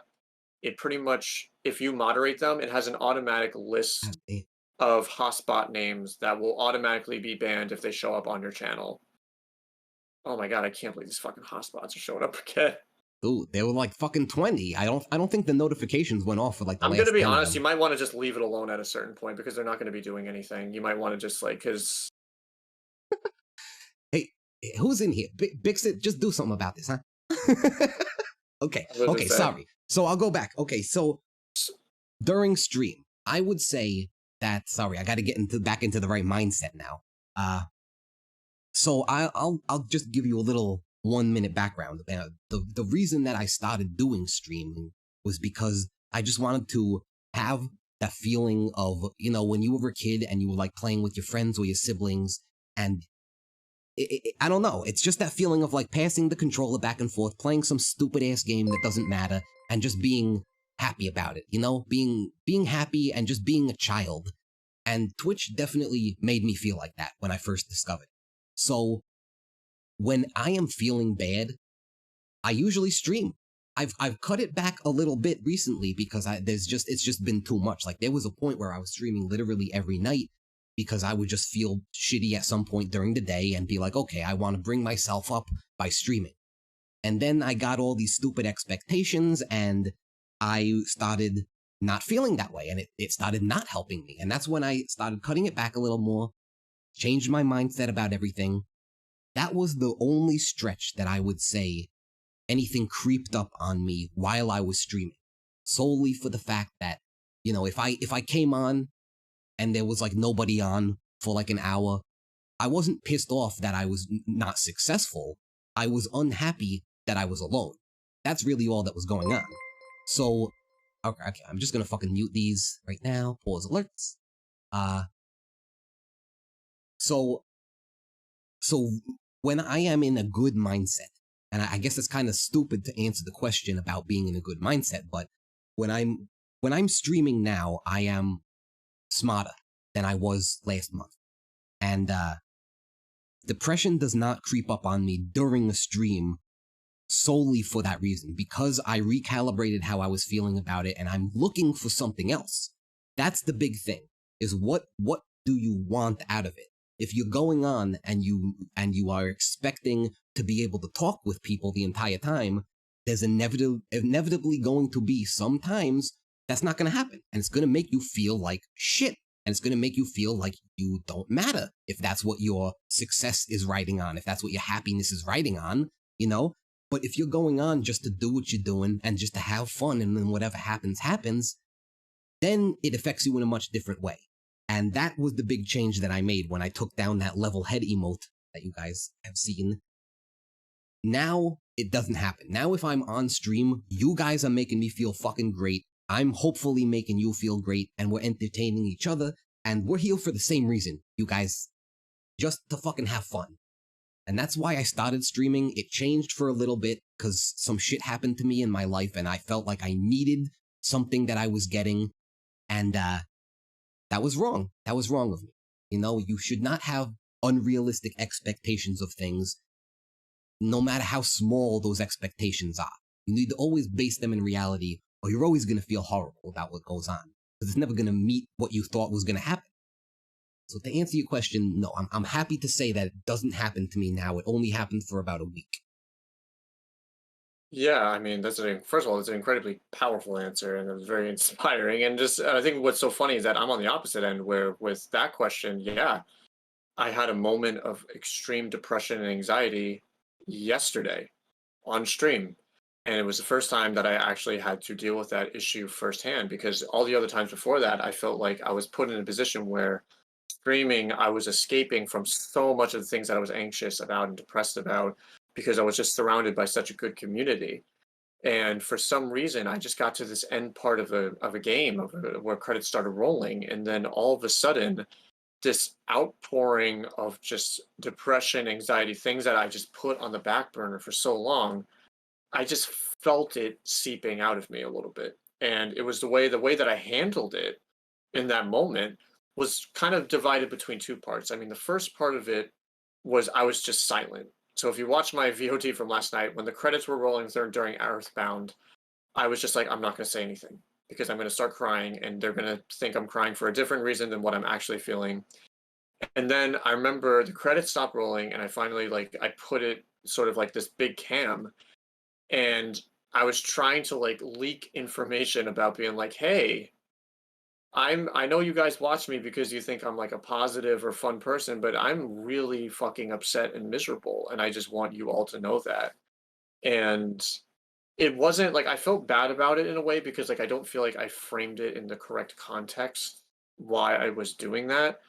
But I think sort of reflecting on it even just a day later, I felt like what happened was I was finally put in a position in which there was a community of people who I really just did trust, where I could just say to people, hey, you know what? I'm not feeling so hot right now. And it's because of reasons that, I don't know, maybe I had control over it, maybe I didn't have control over it at the time, but I tried to handle it the best way that I could. And I find even just doing this tonight, it's like it's allowing me to sort of have to force myself to articulate a lot of symptoms of anxiety and depression that I've been dealing with for a long time, but I've especially been dealing with recently. And I mean, again, like, and I think that's a problem. Like when people talk about mental health programs, I always feel like it's like always after the fact, meaning, okay, everybody, I'm on a television screen because I was depressed and anxious, and now I'm totally good, and I'm going to explain to you how I did it. It's just part of that marketing, like, oh, this is all thing. Like, I'm going to be honest, like, I'm still in the midst of it, like right now, If it like works for up me, here. it'll work for you. Yeah, exactly. Like a lot of the reason why I'm talking about it is because I don't have a lot of those answers. And it's like I'm now realizing I'm putting myself in a position more and more on a public platform where I'm expressing those feelings of depression and anxiety and insecurity in a way that I feel like I can be more constructive on how I tackle it. Because for the first time in a very, very long time, I'm around people who I can trust, and that I'm not used to. Trust is something that is very, very hard to get, and I feel like trust is something that a lot of people put on other people. It's like, well, I have trust issues, but that's because people are terrible. That's because people are hard. Like trust is Because of my honestly some experience, right? exactly, but it's a whole different ballgame when you have that moment where it's like, no, it's like I'm not trusting people because of me, because of things that I'm doing, and I really need to own up to that fact, especially as I'm like, getting older into my late 20s. Like these trust issues are because I'm projecting a lot of emotions and experiences that isn't fair to the person that I'm communicating with. And now that I am streaming to a community of people who I very deeply love and care about, it is vital that I don't insert unhealthy projections of like emotional insecurity, because I care about those people. And that's like my main answer for that. People will definitely, like, they say that your chat reflects the streamer, So Yeah. I could totally understand that, because if you every day were coming on and talking about how depressed you were, you would invite what's the thing? Misery loves company, right? So you wouldn't Yeah. invite people that wanted help. You would have people in there who just wanted to shit all over themselves and everything and make it so much worse. So I know what you mean. That you gotta you know provide that positivity for people, but not in a fake way, in a real way, And that's what Yeah. you do, definitely. I mean, that's what I try to do. It's just I'm trying. I know it sounds cliche to say, but I'm like really trying to keep it real most of the time. Like Keeping it I'm real, never been baby. like I'm not trying to be a kind of person that's like rejecting like, oh, this is how you should be doing it. This is all a journey for me, and you're all experiencing my journey. Like I don't have those type of answers right like anymore, because like I'm just coming to the realization that there are things that I haven't been thinking about even the past few years, in terms of, things that happened 20 years ago that actually turns out I'm thinking about them more than I realize, you know what I mean?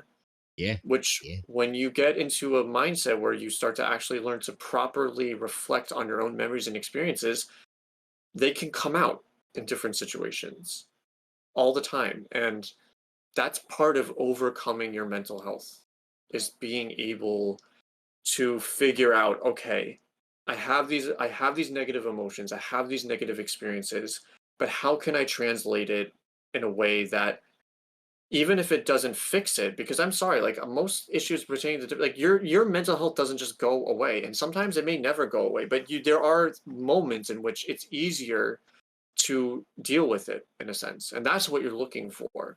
is just you're not looking for the moment when you're going to be happy. You're looking for the moment where it's just a little bit easier, and because of that, you can enjoy something just a little bit more. Just baby steps. Like, okay, I do want to jump I in there though and say that that is definitely a way of thinking of someone who is depressed though. Like someone yeah. who is not depressed would not be looking for the tiny little specks to be happy about. So Oh, there 100%. is, I just don't want For to me, tell. I don't want to make it like that's the way that people should be thinking. oh, no, no, no, no. I don't think that's the way people do it. That's the way that I personally have had to do it because I've dealt with issues of depression and anxiety for such a long time, in which the Right. sort of micro method works better for me. But of course, everyone's in different stages. I can only properly articulate my own experiences, unfortunately. I do not think that, don't take what I'm saying as the way that it should be. I'm just saying that if you want to know how I've been sort of managing it, I've had to do it in much more micro senses, I've noticed. Right. Oh yeah, and see that's the thing. If you and once again we're talking about like self therapy or whatever you want to call it, like not going for outside help. That's of course no matter what you do, no matter what help you get, whether it's from yourself or someone else, small steps always. Because if you have anxiety, what's the fear? Okay, you have people go, okay, well, you have anxiety, you're nervous, go to a psychiatrist. Then you go, okay, well, if someone really has horrible anxiety, let's list. Okay, first of all, I have to go outside. That's like 1,000,000 times harder than anybody would know if somebody has depression. That's the big one. Going outside. Then I have to like get there somehow. So if I don't have a car, maybe I have to like call an Uber, public transportation. I have to like be next to somebody, right? Then I have to wait in a waiting room with people I don't know, people who may be looking at me. Paranoia sets in. They could be judging me. Then I go in there and talk to someone who listens to all the fucked up things I have to say, and their job is to judge me. Like, that is literally how a person's mind works with anxiety. Yeah. And no one fucking would ever get that unless someone spelled it out for them. Yeah, I mean, there's an entire process in which even going to a therapist's office it's its own journey in a sense, because it's not like, okay, you got to go see the therapist. Like, no, you have to get there, you have to see the secretary, you have to then sit and wait and deal with all of those emotions. Like, even just going to therapy can be its own journey sometimes. And Definitely. going to therapy is just like this, like, oh, you're getting better. It's like, no, like even going to therapy requires your own journey of making that happen in a sense, especially if like you're not in a good place. Like it can take a lot out of you because you're now in a physical space in which you know that you have to confront things that you didn't want to confront before in a professional environment. And when you are sometimes in a professional environment, it's incredibly intimidating because now you're dealing with an entire different set of people that you're used to that are trying to help you for things that you didn't realize could even require help at some point. Which is also just a strange thing also. If you have anxiety and depression, you are not used to the feeling of people wanting to help you in a real way. So even that Yeah. might come across as fake, even if it's their job to do it. Oh, of course. I mean, again, there's also the capital aspect of it. Like, well, they're only here because I'm paying them, or they're only here Exactly. because it's their job. But again, like that actually can be the case in some instances, but in other cases, in most cases, it's not. Like they are actual people that are trained because they actually do care. That's part. But the thing is, caring isn't enough. Like there is an entire professional process of being able to treat these incredibly serious symptoms of anxiety, depression, OCD, and all that. Just because they have taken a more professional course does not mean that they care any less. It just means that they have a system in place that requires having to do things in a specific order, if that makes sense. But that even just going through that process makes it feel almost like, oh, like, you're doing it because you're just doing it. It's something you have to work on yourself in a lot of ways.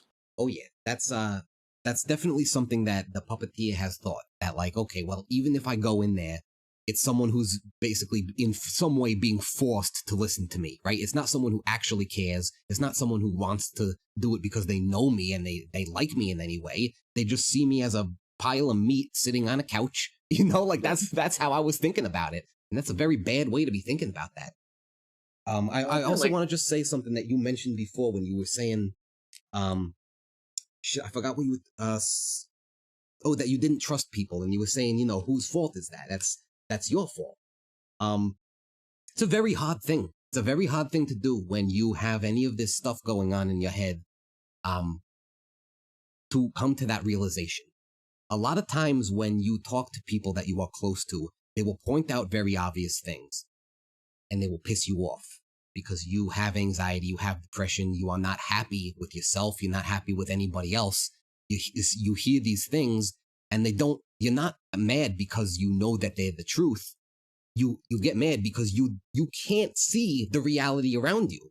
That's how clouded your thoughts are. So not only is it like an ego thing that it's hard to admit that you're wrong, but sometimes you literally can't see it because you're just so inside of your own head that your world is miles away from what the reality is. And when somebody just tells you straightforward, you still can't see it. It's a fucking Absolutely. crazy anomaly. And I do want to be completely clear that when you deal with in my personal experience, when you deal with incredibly deep stages of anxiety, depression, OCD, whatever you want to call it, the first thing that you are not going to be conscious of is how much your perception of reality is starting to alter. And it can be one of the most, at least for me personally, the most overwhelming mental and physical experience when you come to that realization that my reality is being incredibly skewed by these behaviors and these emotions. And knowing that you need to even seek professional help, like that is a monumental step that I feel like a lot of people do not give a lot of credit for, because it is very easy to sort of live in a fixed reality that sort of validates the negative experiences you have. But to sort of break out of that cycle requires breaking out of a reality that you're used to, even if it's not the correct one. You gotta And unplug from the matrix, baby. it's, yeah, I mean, that's the best way to put it. But like, people just underestimate how difficult that can actually be. And, I just want to be clear that sort of the ways in which you have to seek professional help, like, is not an easy journey. It's one that is absolutely worth it. But, I feel like people don't give someone else enough credit for seeking help professionally. Because again, there's stigma. There's always stigma that you're dealing with. And just trying to tune out that sort of stigma can be incredibly difficult. And I wish people were more conscious of that. Yeah, well, I think a big part of that is that a lot of the time, it, you'll explain what's going on. You can explain your symptoms, how they affect you, but people just won't care. Like they'll care, but they downplay it because, like you said, they don't understand what the reality is. To someone who doesn't have anxiety or depression, it sounds like someone is complaining about very dumb shit, that they just don't want to do something, right? I don't want to go to school. I don't want to go to work. So these are the reasons why. And someone who doesn't suffer from that stuff sees that and they're like, listen, man, this is, they don't say it out loud, but they're like, this is what I've had to deal with in my life. I don't want to listen to this fucking bullshit that you're saying. And I feel like that's why a lot of people downplay what they're hearing. But on the same note, that's also why you should always talk to a professional. Because a lot of times you feel like, okay, my friends or family love me and they want to hear what I have to say. And that's why I want to talk to them. Maybe they can have some insight because they know who I am and they care. But they also see you with all of the experience that they had with you your whole life. So if you had been hiding that, like I was, maybe Critter was, for a lot of their life, and then you say this shit is happening, they don't see it as anything. They can't look back and then go, oh, okay, I see how that affected you in that time because you were always hiding it. They just, Absolutely. they see you as the person they think you are, right? And that's what they judge you with. And I think And that's a also, lot of the stigma. a lot of the stigma, and keep in mind, and I think this is a very big thing, that there's a lot of power dynamics that are involved in the people that you interact with, especially with family. A lot of Mm, people will want to perceive you in a position where they have something over you, even if it's not that position of power anymore, meaning that there's a sense of invalidation that they will have for your experiences or memories that you have with them, because they're at a position where they have control over you, even if it's like subconscious sometimes. Like they're not even doing it because like out of a bad place, but power dynamics is a very big thing. And that's why when you seek professional help, that can also be very beneficial, because you don't have to deal with those sort of power dynamics that may exist in families regarding your mental health. yeah, definitely. And another part of that power dynamic, I mean, I'm sure this is what you were talking about, but if it's a parent, they're thinking, listen, man, you know what I had to fucking go through raising you? Don't give me this bullshit. Yeah, it's true. I mean, it's very, very true. So what do I think we missed something here. I wanted Did we to miss go. something? No. What I wanted to do was we went through all of the symptoms and like what depression and anxiety is. I wanted to go through the causes now because we pretty much been talking about that with our experiences. But the point is that Okay. everything else was separate. The causes are basically it's the same. They are interchangeable for anxiety or depression because when stuff messes you up and twists the way that you think, it could culminate in any manner of ways, and anxiety and depression are only two of a plethora of shit that could happen to you. So these are some of the causes. Let's see. They're pretty obvious what we've been talking about, like past events and shit like that. But more specifically, okay, stressful events in your life. Like we talked about before that some people are like, oh, something bad happened. I got fired from a job. I know what it's like to have depression. And you're like, go fuck yourself.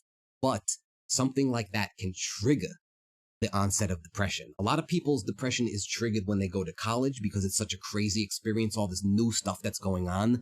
That is a perfect example of a stressful event. Like end of a relationship, a job, a big move. Going to college, I think, is the most like stereotypical one where your mental health problems really come out when you go. Other stressful events, obviously, if you're a man, you don't have to worry about it. But giving birth, obviously, because of the hormones and the responsibility of a new life, I mean, to look down at something and think, I can't take care of myself. What the fuck am I gonna do now? Like, that would be fucking crazy, man. I can't imagine how fucking horrible that would, and I don't want to bring anybody down. I'm just saying, I can totally understand why that would be an event that could trigger a depression or a depressive episode.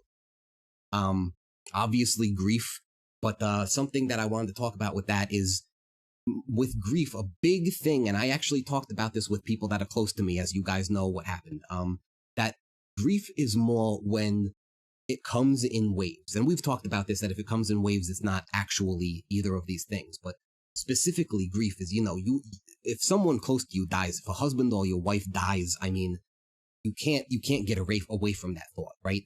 And the difference is that you can look forward and say, okay, I will be able to enjoy this thing eventually, even though I can't feel it now. But I can. You can look into the future and know that there are things to enjoy. And if you have depression specifically, not anxiety, but depression, that is impossible. That just takes the ability to look into the future with hope away. So that's the big difference that is, when grief can go into depression.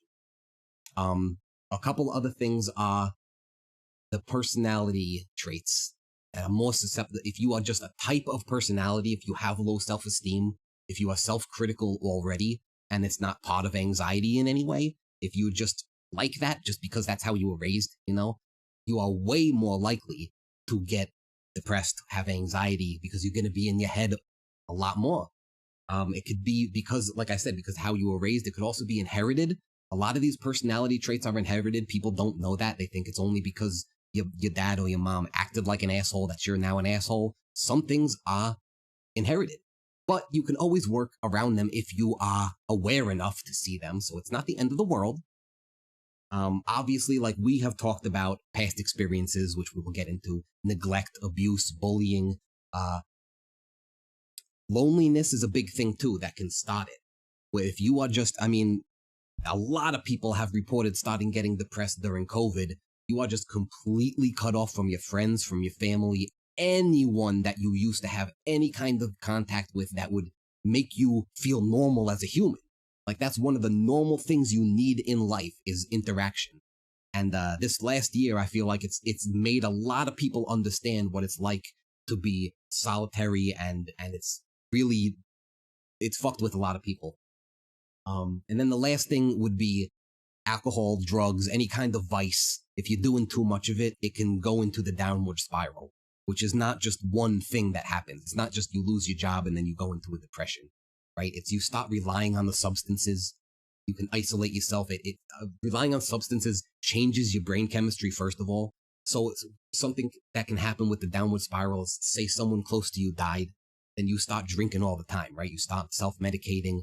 Because of that, you don't wake up right in the morning. You get all fucky at work, and then eventually you get fired. So now someone died. You're an alcoholic. You're fired.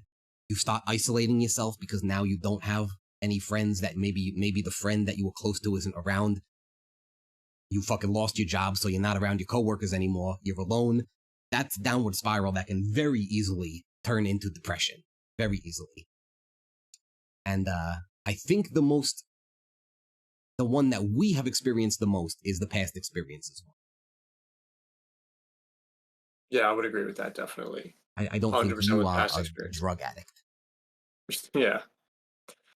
I mean, but I think I want to make like a quick also side note of what Fish just said. The need for interaction during COVID is what brought me to chat on Twitch. Ooh. I actually 100% relate to that. Is that the need for having interaction because I think of a lot of the experiences that we all share from COVID, from isolation, that also greatly contributed to those causes. Also forced ourselves to be in a position where we were able to make communities on Twitch specifically that I never thought about making before, which turned out to be the best decision that I made. And I just wanted to put that out there because I really like that comment. Yeah, I mean, listen, it wasn't COVID specifically because of my depression, I had already been an isolated person, but I completely understand, like what I said, I think COVID brought to people's mind what it was like to be one of those people. And yeah, that's what brought me onto Twitch too. But I'll be honest with you guys, I didn't know what the fuck any of you were saying for like the first 3 months I was on Twitch, and I was too scared to even fucking say anything for like a year. I mean, Twitch has its own lingo, man. I felt that anxiety. I was like, what? Especially when I was starting to see all the like peepo frogs and stuff like that. During like my first few days, I was just like, what did I walk into? Because it feels like there's like an entire underground language and communication that I was just completely off the boat of. Especially because when you first join Twitch and you like join a stream or something, you're already walking into an established community. So there's even social anxiety just from that alone. I think, that was the big thing when I was networking, when I was playing Earthbound. Oh my God, I would jump into someone's community that like had like everybody already talking to each other, everybody already follows each other's, and I'm just like, hi, I'm Criterion, I stream Earthbound. Do you want to send me like it's just like, oh my God, just like cringe self-promotion because I just wanted to make affiliate as quick as I could because I didn't want to think about it. That inadvertently led me to other communities that I survive off them every day. Like I can list like 3 different streamers where I did that, where just recently like they became monumental foundations in terms of me handling my emotions and my feelings of anxiety and depression, all because I just wanted a follow for affiliate. Like that's the thing, like you just never know when you just find the right community sometimes, and you'd be surprised just how much opening that door, just going out there and just being like, hi, I'm Crit, I stream Earthbound, or I stream this, do you want to follow? Like sometimes that can just lead to things that you don't even realize. Totally, totally. And I wanted to ask you, you were saying, you were going on doing all this shit to because just because you really wanted affiliate. Why do you think you wanted affiliate so bad? I wanted to stop thinking about it. That was literally it, because the idea of like making partner is just like a joke because you need to get like 75 average viewers. But with affiliate, it was a situation in which I saw that I was incredibly close to getting it based on most of the criteria, but the getting over to the 50 mark was something that I noticed I was thinking about too much when I was streaming. And it was one of those things where it's like, okay, I would rather just market myself to just get to affiliates just so people don't ask me about, oh, are you affiliate yet? You know what I mean? And just, I don't know.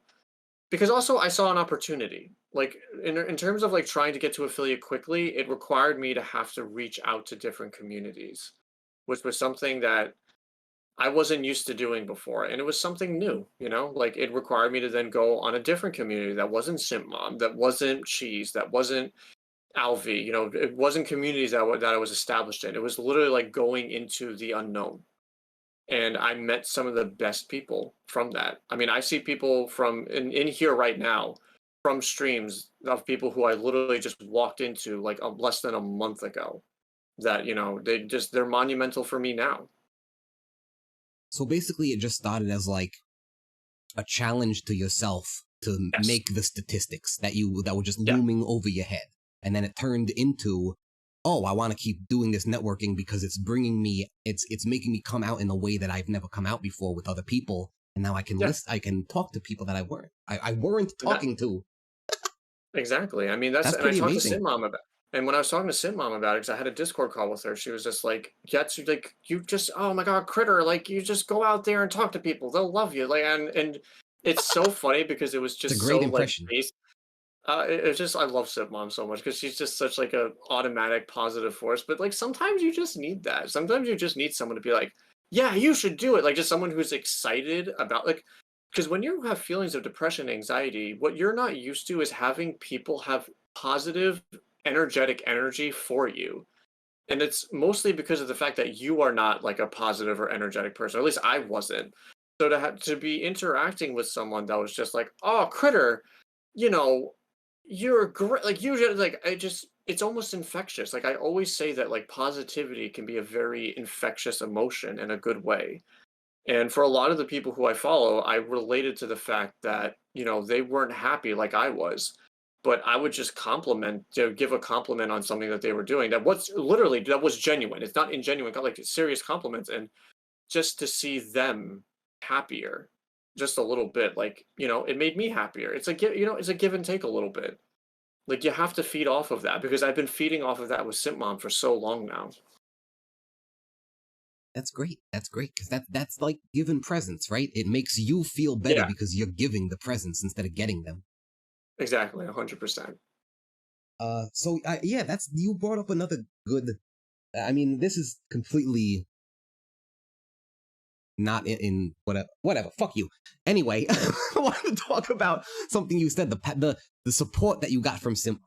And I know that you've heard it before because you've heard me talk about it on my stream. But when I first started streaming, I had no one watching, right, for like a month. And then she rated, and everybody was like, "Oh, this is so great," blah blah blah. And you know that's amazing to hear. I kind of didn't believe it because you know we talked about because of myself, because of my I told myself because of my experiences, I shouldn't believe that people are enjoying what they are believing. But more so than that was Simp Mom's feedback. I think I might have told you guys that I, in my entire life, have not got as much positive support on anything that I have ever wanted to do that would make me happy as much as I got in the week after that Simp Mom raid from all you people. It was Yeah. fucking insane. It was immense, and every stream I had, I couldn't shut my fucking mouth about it. And I think anybody who was really listening kind of knew that I had anxiety or depression or whatever with the way I was talking, because I was just like, I can't believe you guys are enjoying it. I literally can't believe that Simp Mom is being so nice. I don't believe the things that she is saying. Like I would say these things to everybody, and it wasn't until like weeks after that I finally was like, okay, you know what? Maybe if people are coming back and if people are watching me and if people are laughing and they're having a good time, maybe that means that they're actually having a good time, right? Maybe I should stop believing what I'm seeing. And the point is that without that external positive support that I didn't even believe at first, there is no goddamn chance in hell I would be here right now. If I had been streaming and all of you had been watching, but didn't tell me how great it was and how much fun you were having, and if Simp Mom didn't keep saying, "Oh, you gotta keep doing this, you're gonna make it big and all this shit," I easily would have been like, okay, fuck this. Some people are watching, but obviously it's not great. Because everybody that I had ever talked to about doing this told me the same thing. I said, "Oh, I want to start doing this thing on Twitch." And they said, "Well, you know, to really do anything on Twitch, you need to be really amazing at a game, or you have to have like an amazing personality, or be able to put on a fucking amazing show, or you have to have something really special that you got to do." And, you know, I didn't have any idea in mind yet. I didn't have a character or anything. And I was just like, fuck you, man. And it really pissed me off. And I would have streamed a year before I started if it wasn't for those people. Kept telling me, oh, well, you got to be good to be able to do that. Like, they didn't even ask me what I wanted to do before they told me that I had to be good. Like, they were just assumed that I was too shitty. So all of the shit that I heard from you guys just blew that shit out of the water. And my whole way of thinking about what I was and my worth and what I wanted to do and what made me happy, everything fucking changed. As crazy as that sounds, like, this stupid fucking little stream completely changed the way that I felt about my ideas about what I should do for myself instead of what other people think that I should be doing. And I thank you all so much for that. So much. Yeah, and I mean, to be quite honest, you've been doing such a great job since the first day that I saw you. And I think just being in a position where I could watch you grow as a streamer, as a person, is something that I take immense pride in as a person who's also going through my own mental health problems. And even more importantly for me, like, I'm in a position where, like, I've never received positive validation, especially in my grad school program, because it's just built on this self-imposter syndrome of critique in which nothing is ever good enough on a daily basis. And to finally just be in a position where I'm around a group of people where it's just like, even for a minute, it's like, wow, you did a really good job playing that game today. And then just being like, feeling like, yeah, I think I did do a good job. Like, it's like, the best way to put it is that when you go through depression, anxiety in a really heavy way, the things that I think is most overwhelming, at least for me personally, is that you're so used to not feeling a certain way for so long that you're convinced that it's gone. Like, it's gone forever. And that's one of the hardest stages for me of my depression and anxiety, is that there was a phase in which I was receiving so little positive feedback from, like, people that I thought mattered, that I just wrote off that I was ever going to feel happy about something I was doing again. And even in just like the past month of hearing positive voices within a community of people, like, it helps get me up in the morning. And it's like, I can't I can't express that enough, like, how thankful I truly am for those people. Because it's just something that I just feel good, and I feel good about doing something like streaming. And I thought that feeling of, like, being good enough for something was gone. And even in just like the past 2 months, I realized it wasn't gone. And it's very powerful. Great, It's very I'm giving powerful. you a hug right now. It's the closest I Yeah. can get. I'm gonna say, there you go. It's a very I used to say that same thing, actually. And I feel like I stopped saying it because I was like, I don't know, I thought people might judge me in a way. And of course, that's a stupid reason not to say something. But yeah, I used to, that was the original thing I said, that when I first started streaming on Twitch, it made me feel okay about waking up in the morning, which is like, I didn't want to put so much of my happiness into that. And I think that's why last month I got so fucked up from it, because I was Yeah. kind of putting my self-worth into it instead of just thinking, oh, this is something that can help me feel better. And then I recalibrated the reality of it. So I'm glad I was able to do that at least. But yeah, that was an interesting thing to go through also. Yeah. Man, we really, man, we hit some topics today, Noodles. Oh, holy Oh yeah, we're moly. definitely going to have to call it soon. I think, Yo, no, I think, oh yeah, no, I'm like getting exhausted. But I'm gonna say, this is also just a primer because I literally lost it emotionally last night. So I feel like I carried this over into this a little bit, which, like, contributed to me being able to talk about these topics. awesome. And I hope, I hope we can do more in the future. There's plenty Well, more to that's up talk to about chat. anyway. Does chat want us to be doing more stuff in the future? Chime in if you want. Put, I don't know. Say if you want us to be Want doing more more of this stuff in shit? the future. I was like, do you want more of this shit? Because we talked for a long time, You remember and these I have scenes, no guys? problem. But to say, keep doing it back. Please, Nice. I'm glad you all are enjoying it. and I'll just do my damn plug. Like, if there's anyone in here that isn't following me, like, what are you doing? Like, give me a follow right now, or I'm gonna be I mean, so it's not like I pissed at wasn't you. plugging you. I just didn't know we were doing outros already. No, I just, because I got Zillion who won't join my Discord still, and it still upsets me. this Zillium just won't join my Discord, and Don't neither worry, will that's Big. a good thing. No, it isn't. He was there. Zillium joined my Discord for 5 minutes, and I felt like I was good enough, and then he literally left immediately. And I'm Yeah, he just just wanted a to tease your shell of dick a a little bit. man. Yeah, no, Zillium does like teasing my dick. It's true. You know it. You know it. Yeah, well, it was kind of depressing. It had to be kind of depressing. Okay, I can let you go, Critter. I'll talk for a few minutes more, but I'll let you go. I'm about to baby. say, everybody, thank you so much. Remember, please, if you feel like you need to reach out, reach out. If you want to reach out to me, or reach out. But like, please take what we said. Just try to open up the discussion. I just want to thank you again, Noodles. Thank you so much for having me. This was Oh, honestly thank like you for being incredibly. here. This was a lot of. I had a lot of fun doing this, and this went in a lot of different directions. I didn't expect it to even go in, but I think we'll be doing more stuff in the future. So everybody, I just want to say bye. Love you. Thank you so much. Everybody, say goodbye to Critter and definitely give him a follow. Criterion27. Here, let me switch. Watch it. You link like another profile, and they just like completely follow the wrong one. And that only happens with me. People who type buttered noodles. I do. I'm guilty of that. The first time I tried to raid you, I literally typed buttered noodles. I'm like, what the fuck? I was like, and it's like, no, it's buttered nudies. I'm like, oh, okay. I always just click. I use the stream manager. I never even type anybody's name in. All right. Well, I'm gonna be honest with you. I was drinking like water that entire time, and I didn't really pee. I didn't pee beforehand, so you need a diaper like me. I'm gonna say I do need a diaper. All right, so I'm gonna go pee. Okay. I wish I had like more meaningful things to say than that, but that's exactly what I'm gonna do. Bye, no, everyone. That's very Love meaningful. you. Thank you for being here, Critter. We'll see you next stream. We'll see you on your stream. Yeah, I'm gonna say we'll have to talk about how we're gonna do this next time, but this was a lot of fun. Bye, Critter. Bye. Have a good night.